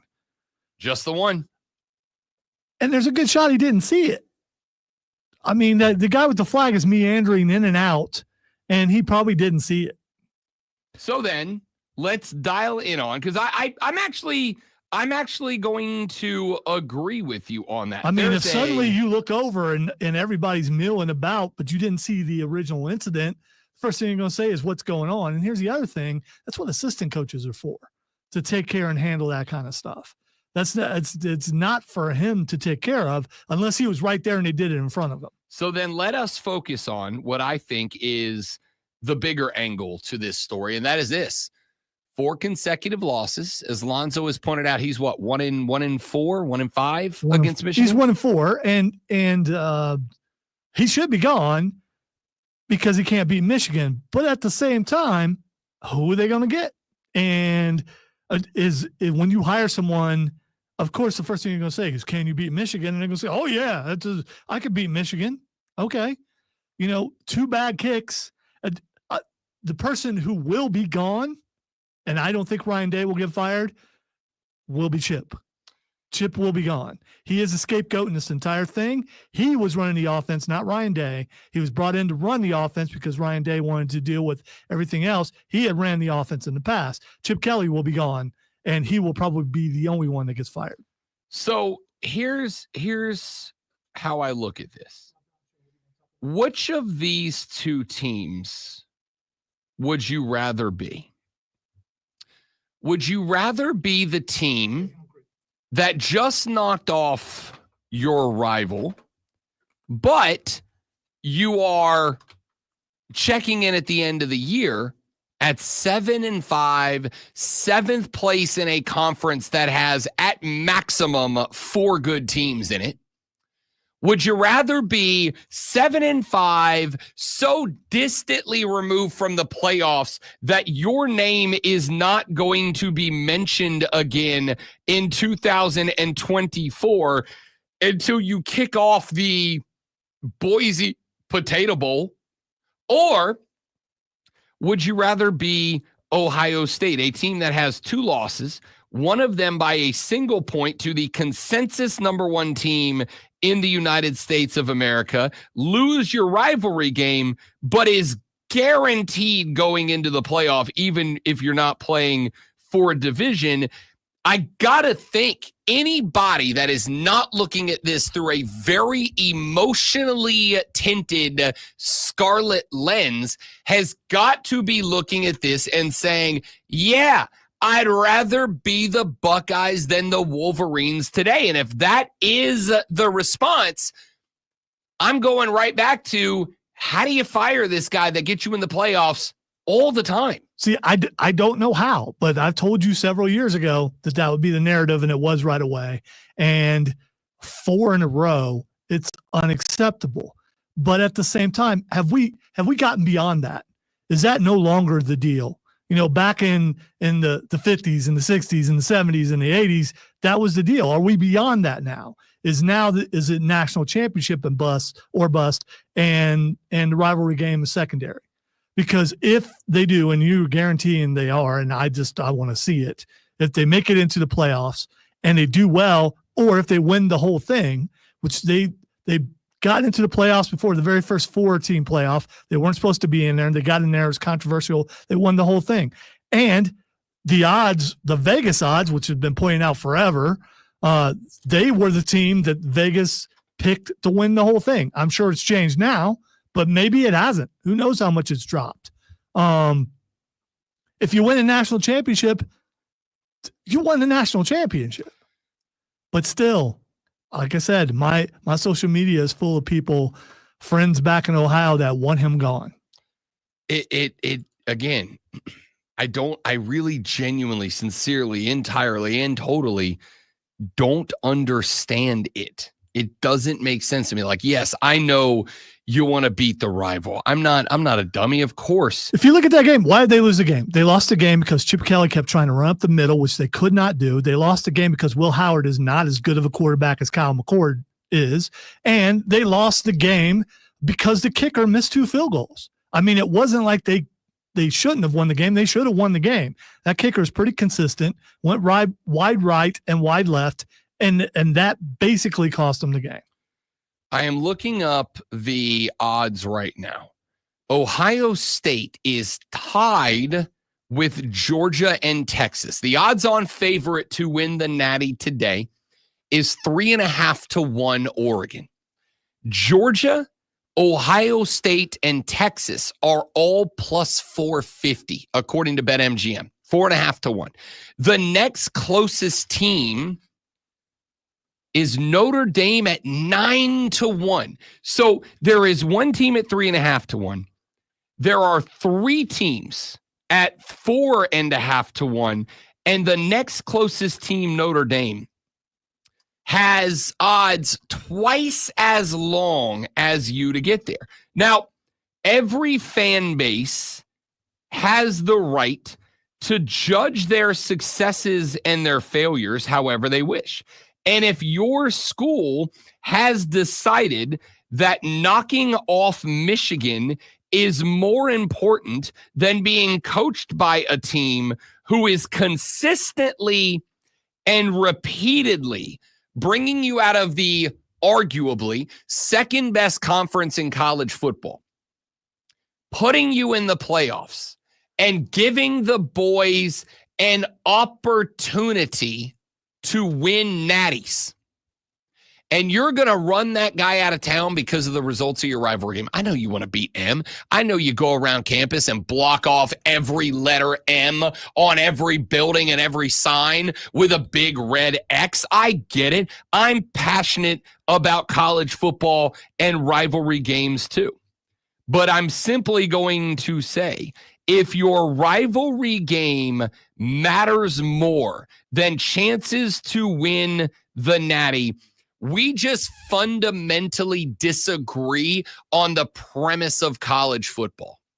Now, I expect that sort of thought process, pattern, behavior if you are, I don't know, a team that's hovering in the bottom of the Big Ten. If you're Michigan State, if you're Wisconsin, if you're Maryland, if you are Purdue, and you are hanging out at the bottom of the Big Ten, then yes, I get why your objectives, your goals, your expectations would be a little bit lower than Ohio State's. But this is a team that has been competing, it feels like, in every playoff since the playoffs at this point. Your objectives, your goals are higher than that. And I get you want to beat M Go Blue. And I get it's a priority. It should be. It should be an objective to beat your rival. But I cannot understand why you would let a guy go who routinely puts you in a position to go and win natties because of 4 losses to Michigan. I will say, in the deepest dark part of my soul, where that fan that's just fanatical beyond belief. And it is a deep, dark soul. That part of me gets it about him being gone, but then there's the other part of me that believes that national championships are more important. And I believe last year's loss was worse than this year's loss, because last year's loss resulted in Michigan making the 4-team playoff and winning the national championship. This year, Michigan's not going anywhere. So this year's loss is not as bad as last year's loss, except for the expectations this year. No, they're not. They're not even more. Ohio State was in the same position last year as they are this year. And they're usually in that position, going in ranked in the top 5 and then losing to Michigan. So then let's simplify this. I wouldn't win a national championship. Yes. I don't know that they can with Chip Kelly calling plays and Will Howard at quarterback. Put it this way. There's no world. I'd be going around campus and finding if there's a soccer player that can actually kick a field goal too. There's no world where Lonzo or any other Buckeye fan are going to say, you know what? Although I think you did say this last year, there's no world that you are going to say, well, we lost to Michigan, so who gives a rat's patoot about the playoffs? You are going to be. I don't think I did, but if I up, did, I was wrong. You did. I again, show me some tape. You said at some point, if we don't beat Michigan, we don't deserve a playoff. Here's one thing I try not to do, and I very rarely do, and that's say we, because I am not on that team. Okay. I do love that team, and I root for that team. But if I have said, and I'll say again, I understand the thought process about if you can't beat Michigan, you should be gone. I grew up in the shadows of Ohio State. I know how that feels. I understand the mentality. But in the end, the national championship is the most important thing, even more important than the Big Ten championship. The national championship is more important. And I wonder if mentality to a degree has changed for some people to where they're no longer, we got to beat them or the season's over, because the season probably is not over. It's not, right? No, I don't disagree. I do agree. Back in the olden days when a loss in rivalry weekend not just set you down the rankings, but a loss in rivalry weekend more often than not meant you were not going to win a national championship this year. Well, it's one thing to get bounced in week 15. It's another thing to get bounced in week 15 with a loss to the rival, because not only are you now out of the hunt for a natty, but you're out of the hunt for a natty. And for a year, those guys get to hang over your head that they're the reason that you are out of it. Here's what I don't want to see. I don't want to see Ohio State win the national championship. I do. Let me finish the part. I don't want to see them win the national championship, and those guys who say that he should be gone because of Michigan, I don't want to see them celebrating the national championship, because you just said that that's more important. So to you, the season's over. To me, it's not. It continues if they get in. And until I see it, I don't believe it. I'll tell you right now, Ohio State's in. They should be. They absolutely should be. They've lost by a total of 4 points, period. The 2 games that they lost. Yep. Combined. I got no problem, and for the record, I got no problem with Ohio State being in, okay? I will tell you that one of the biases I live with is that the reason we love rivalry weekend, aside from our own rivalries, is that we know some chaotic bull bleep is going to happen somewhere. And it's interesting, and it's dramatic, and it's entertaining. And it just happened to be that this year, the interesting, entertaining, dramatic bull bleep that happened was an unranked, nearly 500 Michigan team knocked off what was supposed to be a college football juggernaut this year. I'm just going to say this. If Ohio State fires Ryan Day over this L, if Ryan Day is unemployed at the end of this season, not only will I consider it one of the silliest moves in the history of college football, but it will officially be the Buckeyes declaring one of two things. Either A, the front office actually does believe that beating Michigan is more important than winning national championships, or B, that the front office is going to allow the attitude of fans to dictate their decision-making process. Neither one of those things are good.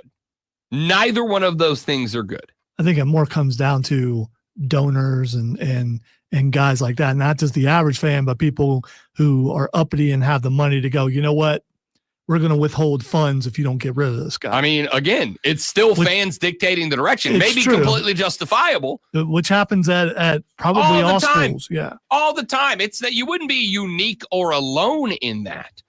But I think if I was a fan who was not one of those boosters, I'd be pretty ticked off about it. If this man gets fired, despite bringing to the Ohio State Buckeyes to the playoffs again, if this man gets fired, I will be at a point where it will be difficult for me, despite my manly love and affection for the great one. It'd be very hard for me not to root against the Buckeyes to make the playoffs for at least 3 or 4 years to teach them a lesson. Because sometimes the only way people learn is to get slapped in the mouth. Let's take a break. Back after this on the Rob Brown Show on the Fan Upstate.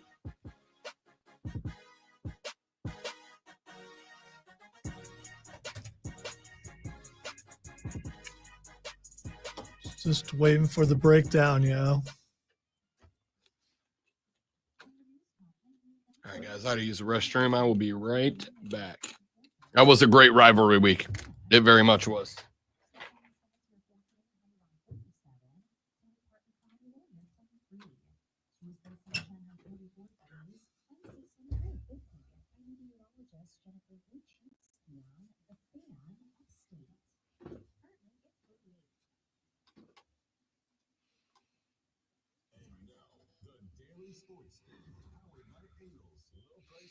Didn't have a headache all week, but as soon as I come back to work, I got a headache. It's all sinus related, but I'm starting to lose my voice. This also might be the most I've talked all week. I mean, in a week. Except for Saturday. I talked a lot Saturday. Never mind. I'm delirious.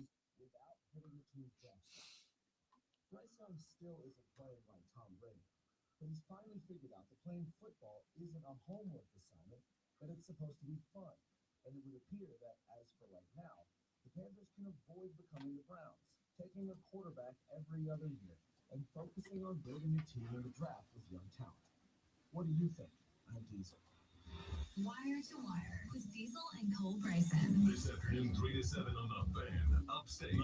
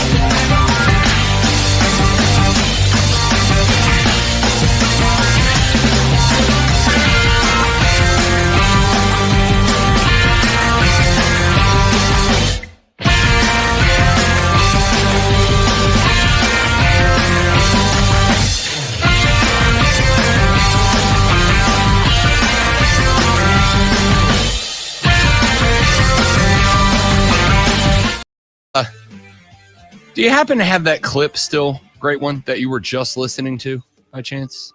Yeah, it's still. I would like to play that real quick if you don't mind. Okay, there's no real quick. It's 2 minutes and 20. Let's just get through the part, if you don't mind screening it up to the part where he said what Michigan needed to do, in my opinion, to win.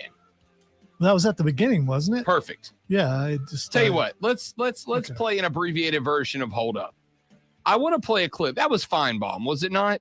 No, it's Josh Pate. Josh Pate. Okay. Sorry. I only heard like a couple seconds of it when I walked into the room. I'd like to play an abbreviated version of Hold Up. Hold Up, the game where we play some audio, and then at any point we want to break in and say anything, you simply say, hold up, and you pause the audio. Josh Pate's take, because I do think this is appropriate for the conversation about Ryan Day. I think it's appropriate for a conversation about James Franklin. I think it's appropriate for a conversation about Mike Norvell. I think it's appropriate for a conversation about Dabo Swinney and Shane Beamer, to be frank with you. Here is Josh Pate's take on Michigan beating Ohio State. I don't think Ohio State views this game the right way. I don't think Ohio State views this rivalry the right way. When I say that, I don't mean they don't take it seriously. They take it 10 kinds of serious, but so does Michigan. But Michigan always plays their best football in this game. And recently, Ohio State hasn't. So when I say they don't view the game the right way, I don't mean it's not of utmost importance. I mean, however they're viewing it does not bring out the best in them. The way Michigan views it brings out the best. I've sensed that when I've been around this game, the previous 3 years, I wasn't there yesterday, but the previous 3 years I've been there, there's a ton of intensity. Everyone's zoned in, like everyone's focused. So I want to be sure that you don't misunderstand me. I'm not being disrespectful. I'm not saying they don't take it seriously. The entire season revolves around the game. What I'm saying is there is a way that they treat this game at Ohio State that fails to bring out the best in them. And there's a way that they treat it in Ann Arbor that recently has brought out the best in them. Michigan had not won a game on the road all year until yesterday. So you want to explain that to me? I watched Michigan in this game yesterday, and they did everything they needed to do to win. Two things they needed to do, basically, as far as I was concerned, is make the game ugly. So drag it out of the quicksand, which they did, and Ohio State just whistles merrily along and follows like it's scripted or something. And then the second thing is they just needed to shift and wait. I play slow pitch softball. All right, hold on. Let's stop it right there. So he goes on to use Greg Maddux at example and say, Greg Maddux was never a guy that was trying to strike you out. That was the dude that was throwing 88 when everybody else was throwing 98. And if you're a batter and you're seeing pitches at 88 and that's the best heat you're getting, sometimes you get to a point where you think you're getting gravy, right? Sometimes you get to a point where you're like, golly, I can hit 98 and here's this cat up here throwing 88. And so you sink into overconfidence. You sink into thinking, I'm taking this clown deep. And that's why Greg Maddux was never a strikeout guy. That was why Maddux was a pitch to contact guy, because he knew if he could get you swinging for the fences because you thought, well, I can pop a 98, so I can certainly hit an 88. Then not only could he get you to hit the ball, he could get you to hit the ball where he wanted you to hit the ball. So he'd throw a shift on, throw an extra defender towards the gap you were likely to hit the ball to if you got contact and it didn't fly into another universe. He got you to do what he wanted you to do. And when he got you to do what he wanted you to do, he owned you. And that's kind of the Josh Pate thought on Michigan, Ohio State, that Ohio State has come into this game the last couple of years. And I really don't think this is all that bad of a take. Come into it the last couple of years, maybe a little overconfident. And why wouldn't they be? What were you guys, 21-point favorites coming into this game? Yeah, it was ugly. Yeah, 21-point favorites. And so the thought in this case might be, oh, we just gotta roll the silver helmet out there, and these Wolverines are gonna roll over. Versus Michigan, who entered this game knowing we're a 21-point dog. Nobody believes we're gonna win this game. Not only a 21-point dog, but a 21-point dog, and like 90% of the money was coming in on Ohio State to cover the game. This is one of those games that I woke up on Sunday morning and I was like, why didn't I bet on this game? Why did I not put $1,000 on Michigan to cover 21? It should have seemed obvious to me, but it wasn't because I fell for it. Going on to the coaching angle of this, if you wanted to fire Ryan Day, your argument here has got to be that this team repeatedly enters the last week of the season, repeatedly enters this rivalry game mentally unsolidified. So this is 4 in a row.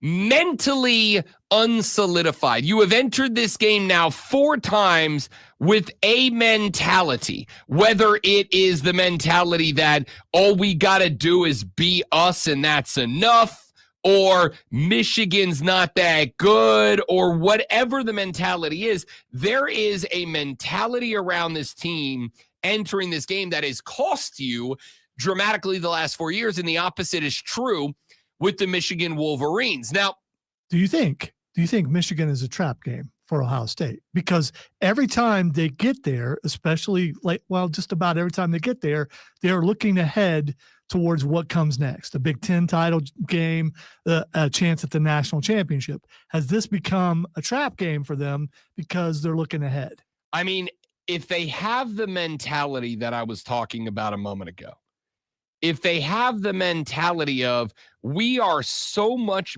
better than these clowns, that all we have to do is roll the silver hats out there and they're going to lay down, then yeah, that's definition of the trap game, right? That's the definition of the trap game. So very possibly so. And, you know, if that happens once, you can chalk it up to a fluke. And I know I almost sound like I'm going the opposite direction of what I just said in the last segment, which is if you fire this guy after he has led you to the playoffs way more often than he hasn't, if you fire this guy, I will, even at the risk of Lonzo's love and adoration of me, I will have a hard time saying anything nice about the Buckeyes moving forward. I think that would be a silly, silly decision to make. Now, I would look at this and say I would have a conversation with Ryan Day about it. And I would say, hey, man, I would talk to the players. What happened here? What happened here? Because let's keep it a buck. Michigan, with, by the way, a walk-on quarterback, just beat you. And I would have a end of season exit interview with the players and say, what was the mentality of this team going into the game? Because I'll tell you right now, mentality to me is a huge part of it. It's a huge part of it. And there are other coaches that I would use as an example. I don't have to go any further than a couple of hours to the east to Columbia, South Carolina, and point out one Shane Beamer. Southeast, yeah.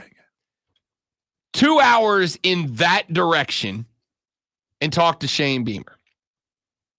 Because I think, if you couldn't see it at the end of that contest, I think it is pretty evident that that football team in garnet and black has taken on the mentality of its head coach. They have adopted the mentality of the head coach.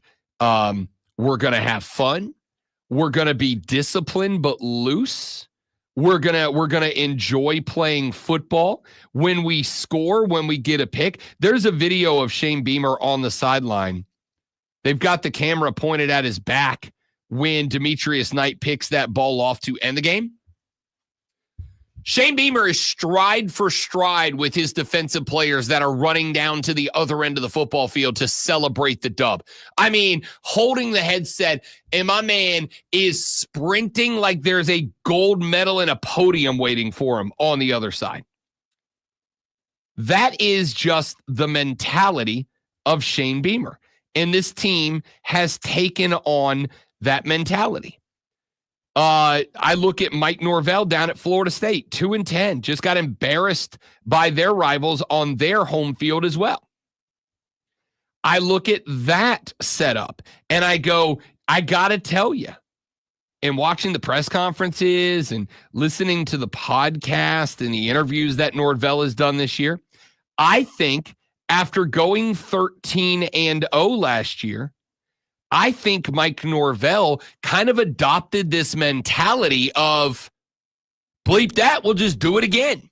And almost expected that they were now the permanent kings of the Atlantic Coast Conference. And that getting back to an ACC title game was granted, was just a given. And I think the team adopted that mentality. And by the time that they realized that, yeah, maybe you are one of the best teams on paper in the conference, you still got to go out there and bust your ass. You still got to go out there and play. And by the time that they came to that conclusion, it was too late. They had lost 3 games in a row.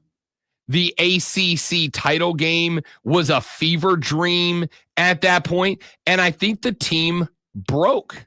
And I think it broke because it adopted the mentality of Mike Norvell. So no, I would not fire Ryan Day, but I would absolutely say that from this point forward, whether I'm Ohio State University or any of the other universities that will relieve a coach of their duty, and I do believe that this extends to the National Football League as well. What I am looking for in a head coach from this point forward is a willingness and a massive understanding of how college football looks in the NIL and transfer portal era. And I am looking for a guy that players are going to fight to emulate. Fran Brown at Syracuse is one of those guys. Miami under Mario Cristobal is not. And I think I think you can see that.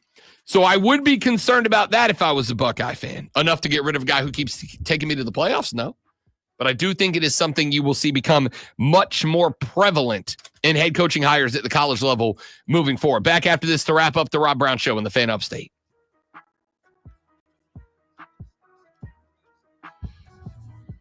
Oh!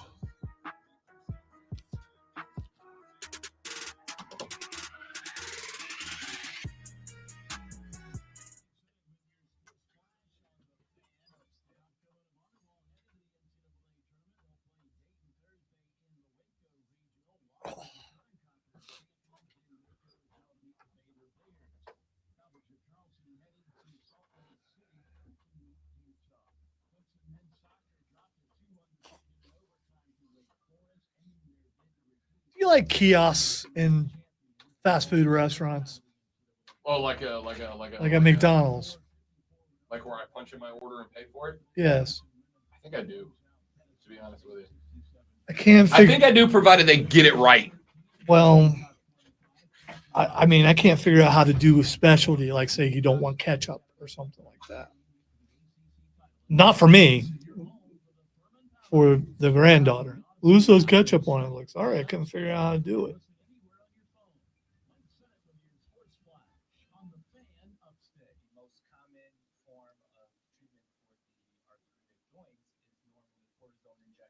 I'm told you can still go up to the counter and order. When you do that, they just kind of give you a look. I want to say, hey, kid, do your job. Take my order.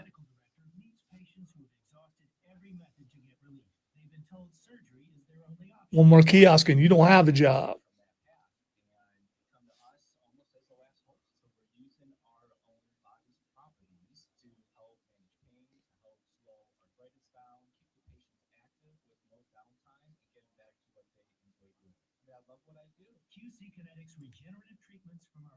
I get what you're saying, Joe, and a lot of people say that, but still yet, whether he backdoored it or not, they're back in the ACC championship.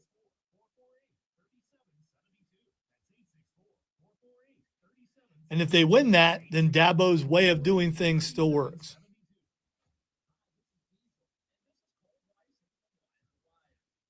Because also, if they win the ACC championship, then they're going to be in the playoff.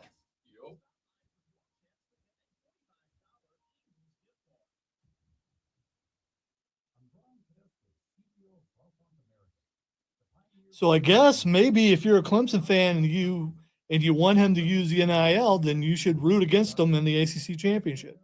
That way they don't make the playoff, and he has to look and go, maybe I need to change.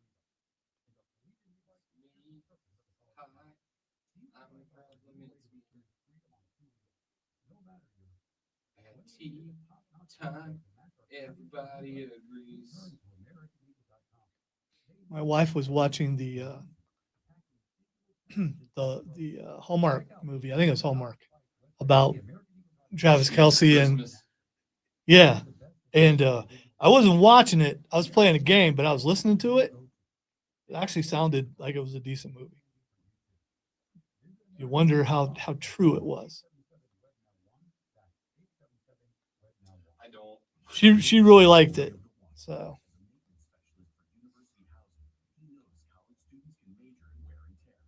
I don't believe there are any referees in the movie, but what do I know? I didn't watch it. I just was listening.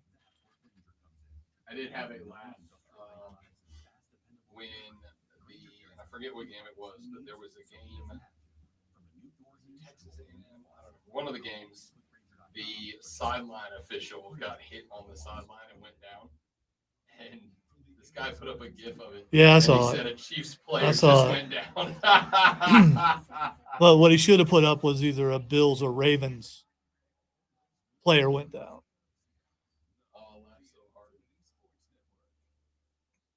You would, because you've conformed to the narrative. You're one of the hive mind.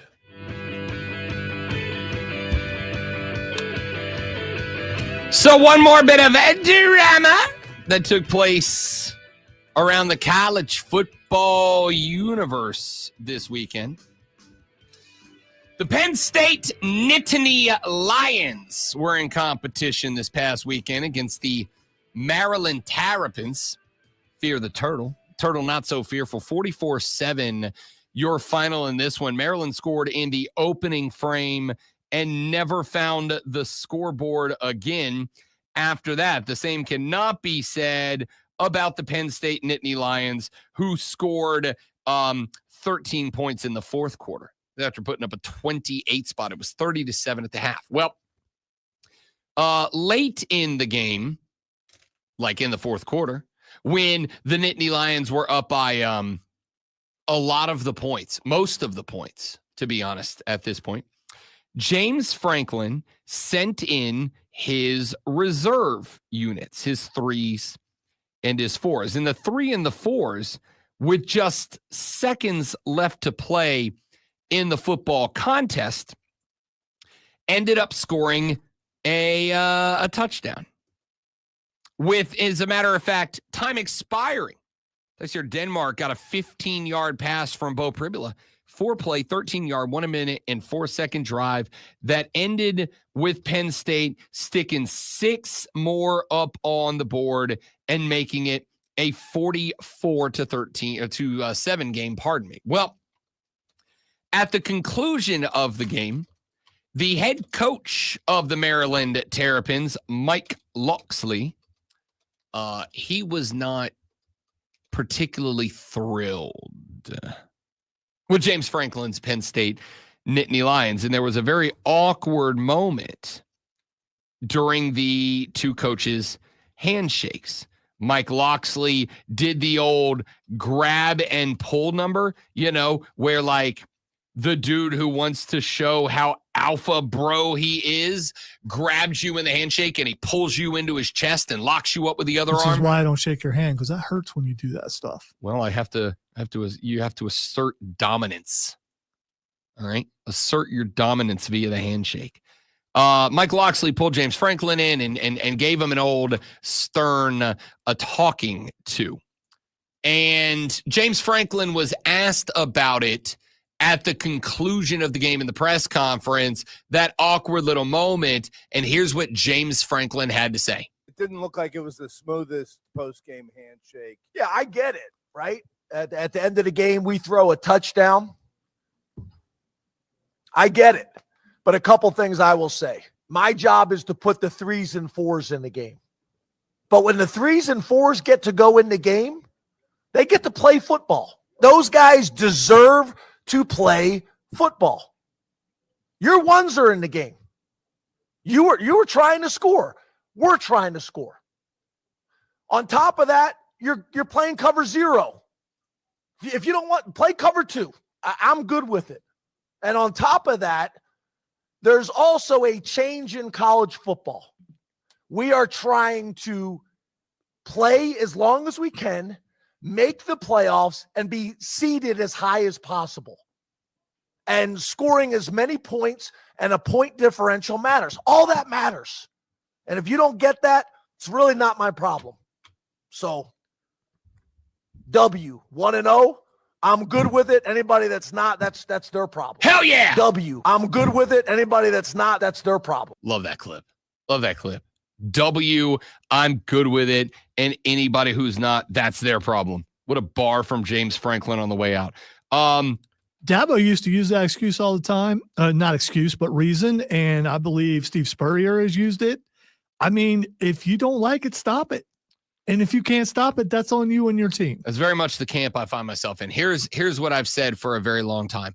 If you are down by all the points and you do not want the other team trying to score more of the points, then you better not go out there and score touchdowns or try to score touchdowns, right?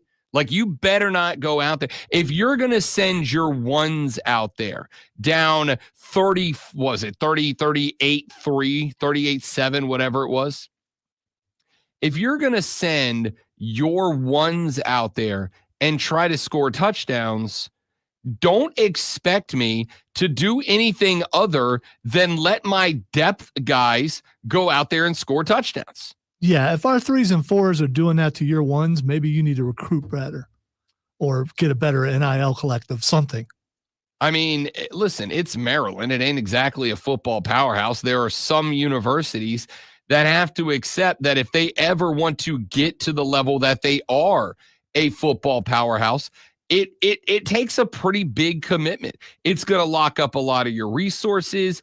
It is going to happen to the detriment of other programs, of other athletes, et cetera, et cetera. But on a game day, on a Saturday, when Penn State is taking on Maryland, if I am throwing my 3s against your 1s and my 3s are succeeding, I don't know what you want me to do. I mean, I guess in that spot, they could have just run the ball, and let Maryland call no timeouts to kill off the clock. But as James Franklin just said, I promise you, he cares more about the 3s and 4s on his team. The guys that you will never hear their name. They're not going to the NFL. They are only going to play on Saturdays if the starters go out there and build up a 30-point lead, and they're only going to play for a couple of minutes at the end of a game. So I got no problem with James Franklin putting the boys out there. I got no problem with telling them, I want you to go play football the way you'd be playing football if you were a starter. No. I would go so far as to say that the things he said at the end of that take are good as well. Your resume matters quite a bit. If James Franklin and the Nittany Lions, who are in the Big Ten championship game against the Oregon Ducks, if they do not win this game and they lose out on the bye, we have talked about this in the past couple of weeks. I really want to be checked in at that 5 spot. Don't you? Like, I really want to be checked in. Somebody did the breakdown last night of whether or not it would be better to be the 5 seed or to be the 1 seed right now. Because if you are the 5 seed, yeah, you've got to play one additional game. Sure. You've got to play one additional game, and that's rough. But it is one additional game against the 12 seed, which is going to either be like the Mountain West Conference champion, or it's going to be like the 13th, 14th, 15th ranked team in America. But if you win that game, your next game is likely to end up being against one of the lower seeded teams that did catch a bye. Versus if you are the 1 seed, you are likely going to catch the winner of the 8-9 game. Do you know who the winner of the 8-9 game right now would be theoretically? Georgia and Tennessee. I'd rather be the 5 seed. So if I'm James Franklin, I am absolutely fighting for seeding right now. And part of that is by impressing with the resume. Part of impressing with the resume is point differential. It's certainly point differential in conference. This was not a ranked game, but it's point differential by ranked games. And that statement we told you about earlier in the show from Lane Kiffin, he leans heavy on point differential. He says, look, if you look at the common opponents that we both played, Ole Miss scored more and gave up less than Alabama did. That is part of the reason we deserve to go ahead of the Tide. And I'm not going to fight him on that. I'm not going to push him back. It's absolutely a valid metric that he can use. What I will say is, yeah, if you are in that spot, if you are Penn State, you go score some damn points. You make that resume look as impressive as you can. And I get what Mike Loxley is saying. I can't imagine it is fun to send the boys out there to get whipped like that and to watch that team walk you off with an extra tutty. But man, it's football, dude. It's football. Relax. Brown Show presents Twitter. RELAX. Relax. That's what Frankie says. I was thinking somebody else, but the first thing that's axing today is Cyber Monday, which it is Cyber Monday. Cyber Monday, of course, the Black Friday for introverts, the Black Friday for people who hate shopping malls, the Black Friday for people who hate people is now today. This day, I will tell you, my favorite day of the year. I will tell you one of the things that I've done over the past couple of years is I love to keep track of the prices of things that I am looking at on like 2 weeks out from Black Friday and Cyber Monday and see what they do. Because like a lot of stores, what they do, great one, is they slowly raise the price through October into November, right? So what is a $10 widget by mid-November is a $15 widget, and then on Black Friday and Cyber Monday, it's a $9 widget. They're like, look at this deal, 15 down to 9. Hey, they're really giving you $1 off. What I will say is support local businesses. Support local businesses that are not taking advantage of you. Greenville Triumph having a 50% off sale on their website right now. Support local sports. I think isn't there the Tuesday, like tomorrow is like a local business day? Yeah, it's like small business Tuesday or local business Tuesday. You don't have to wait till tomorrow to do that. You can do that today. Yeah, 100%. All right, the next thing it's Xing is Skeleton Crew. Skeleton Crew. Does that have anything to do with last night's football game? No.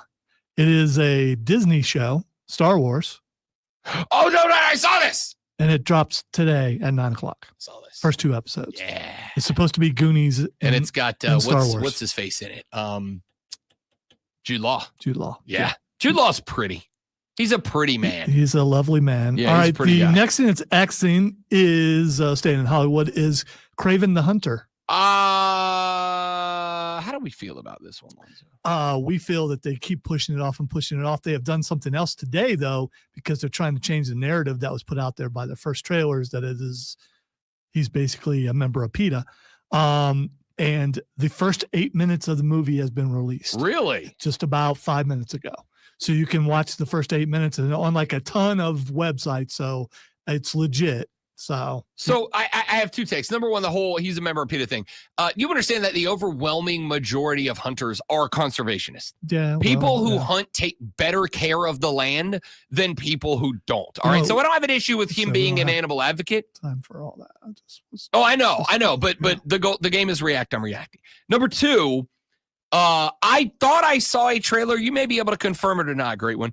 I thought I saw a trailer in which Craven very clearly either shoots or stabs a dude in the head, and you get a pretty clear but very brief exploding of the back of the head in the trailer. It's supposed to be one of the bloodiest movies of its type to date. It kind of has to be, right? Yeah. Like if it's not, then it's not Craven. That's what made Craven terrifying. Not only Excellent Hunter, but like he's taking you down. I'm actually kind of excited. I really enjoyed Craven. I usually don't do this, but I was going to go see the movie anyway, but I may watch that first 8 minutes just to find out. The next thing it's Xing is Mike Vrabel. Mike Vrabel's going to be the next head coach of the somebody. Got to be the Chicago Bears. Vrabel and the Bears would be a perfect fit, right? That's not like why perfect fit. Oh. Did he say give up his ding dong for another Super Bowl? Because Buckeyes fans want him to be the next coach of the Ohio State Buckeyes. That's a good fit too. They would at least have the mentality to beat Michigan. Don't know that they would, but they still would have the mentality for it. That's a really good fit. And finally, the last thing that's Xing, I was going to say Josh Allen, but he got engaged. Josh Allen. He got engaged, but I'm going to go with this. I Love You Solo is trending. Can we talk about how Solo Sikoa has become one of the most improved wrestlers on the on the roster? He also just lost. So I mean, yeah, well, I know, but like, you're telling me you haven't seen all the house show clips going around of him being absolutely hilarious? Yeah, he's great, but still Jacob Fatu, the werewolf. I Love You Solo. I'm actually going home to watch War Games today. Y'all have a great rest of your day. Thanks for being here. I hope you enjoyed the show. If you didn't, sounds like a you problem. Come back tomorrow. We'll try again and do better. Rob Lonzo, the Rob Brown Show. See you back here tomorrow on the Fan Upstate. W. I'm good with it. Anybody that's not, that's their problem.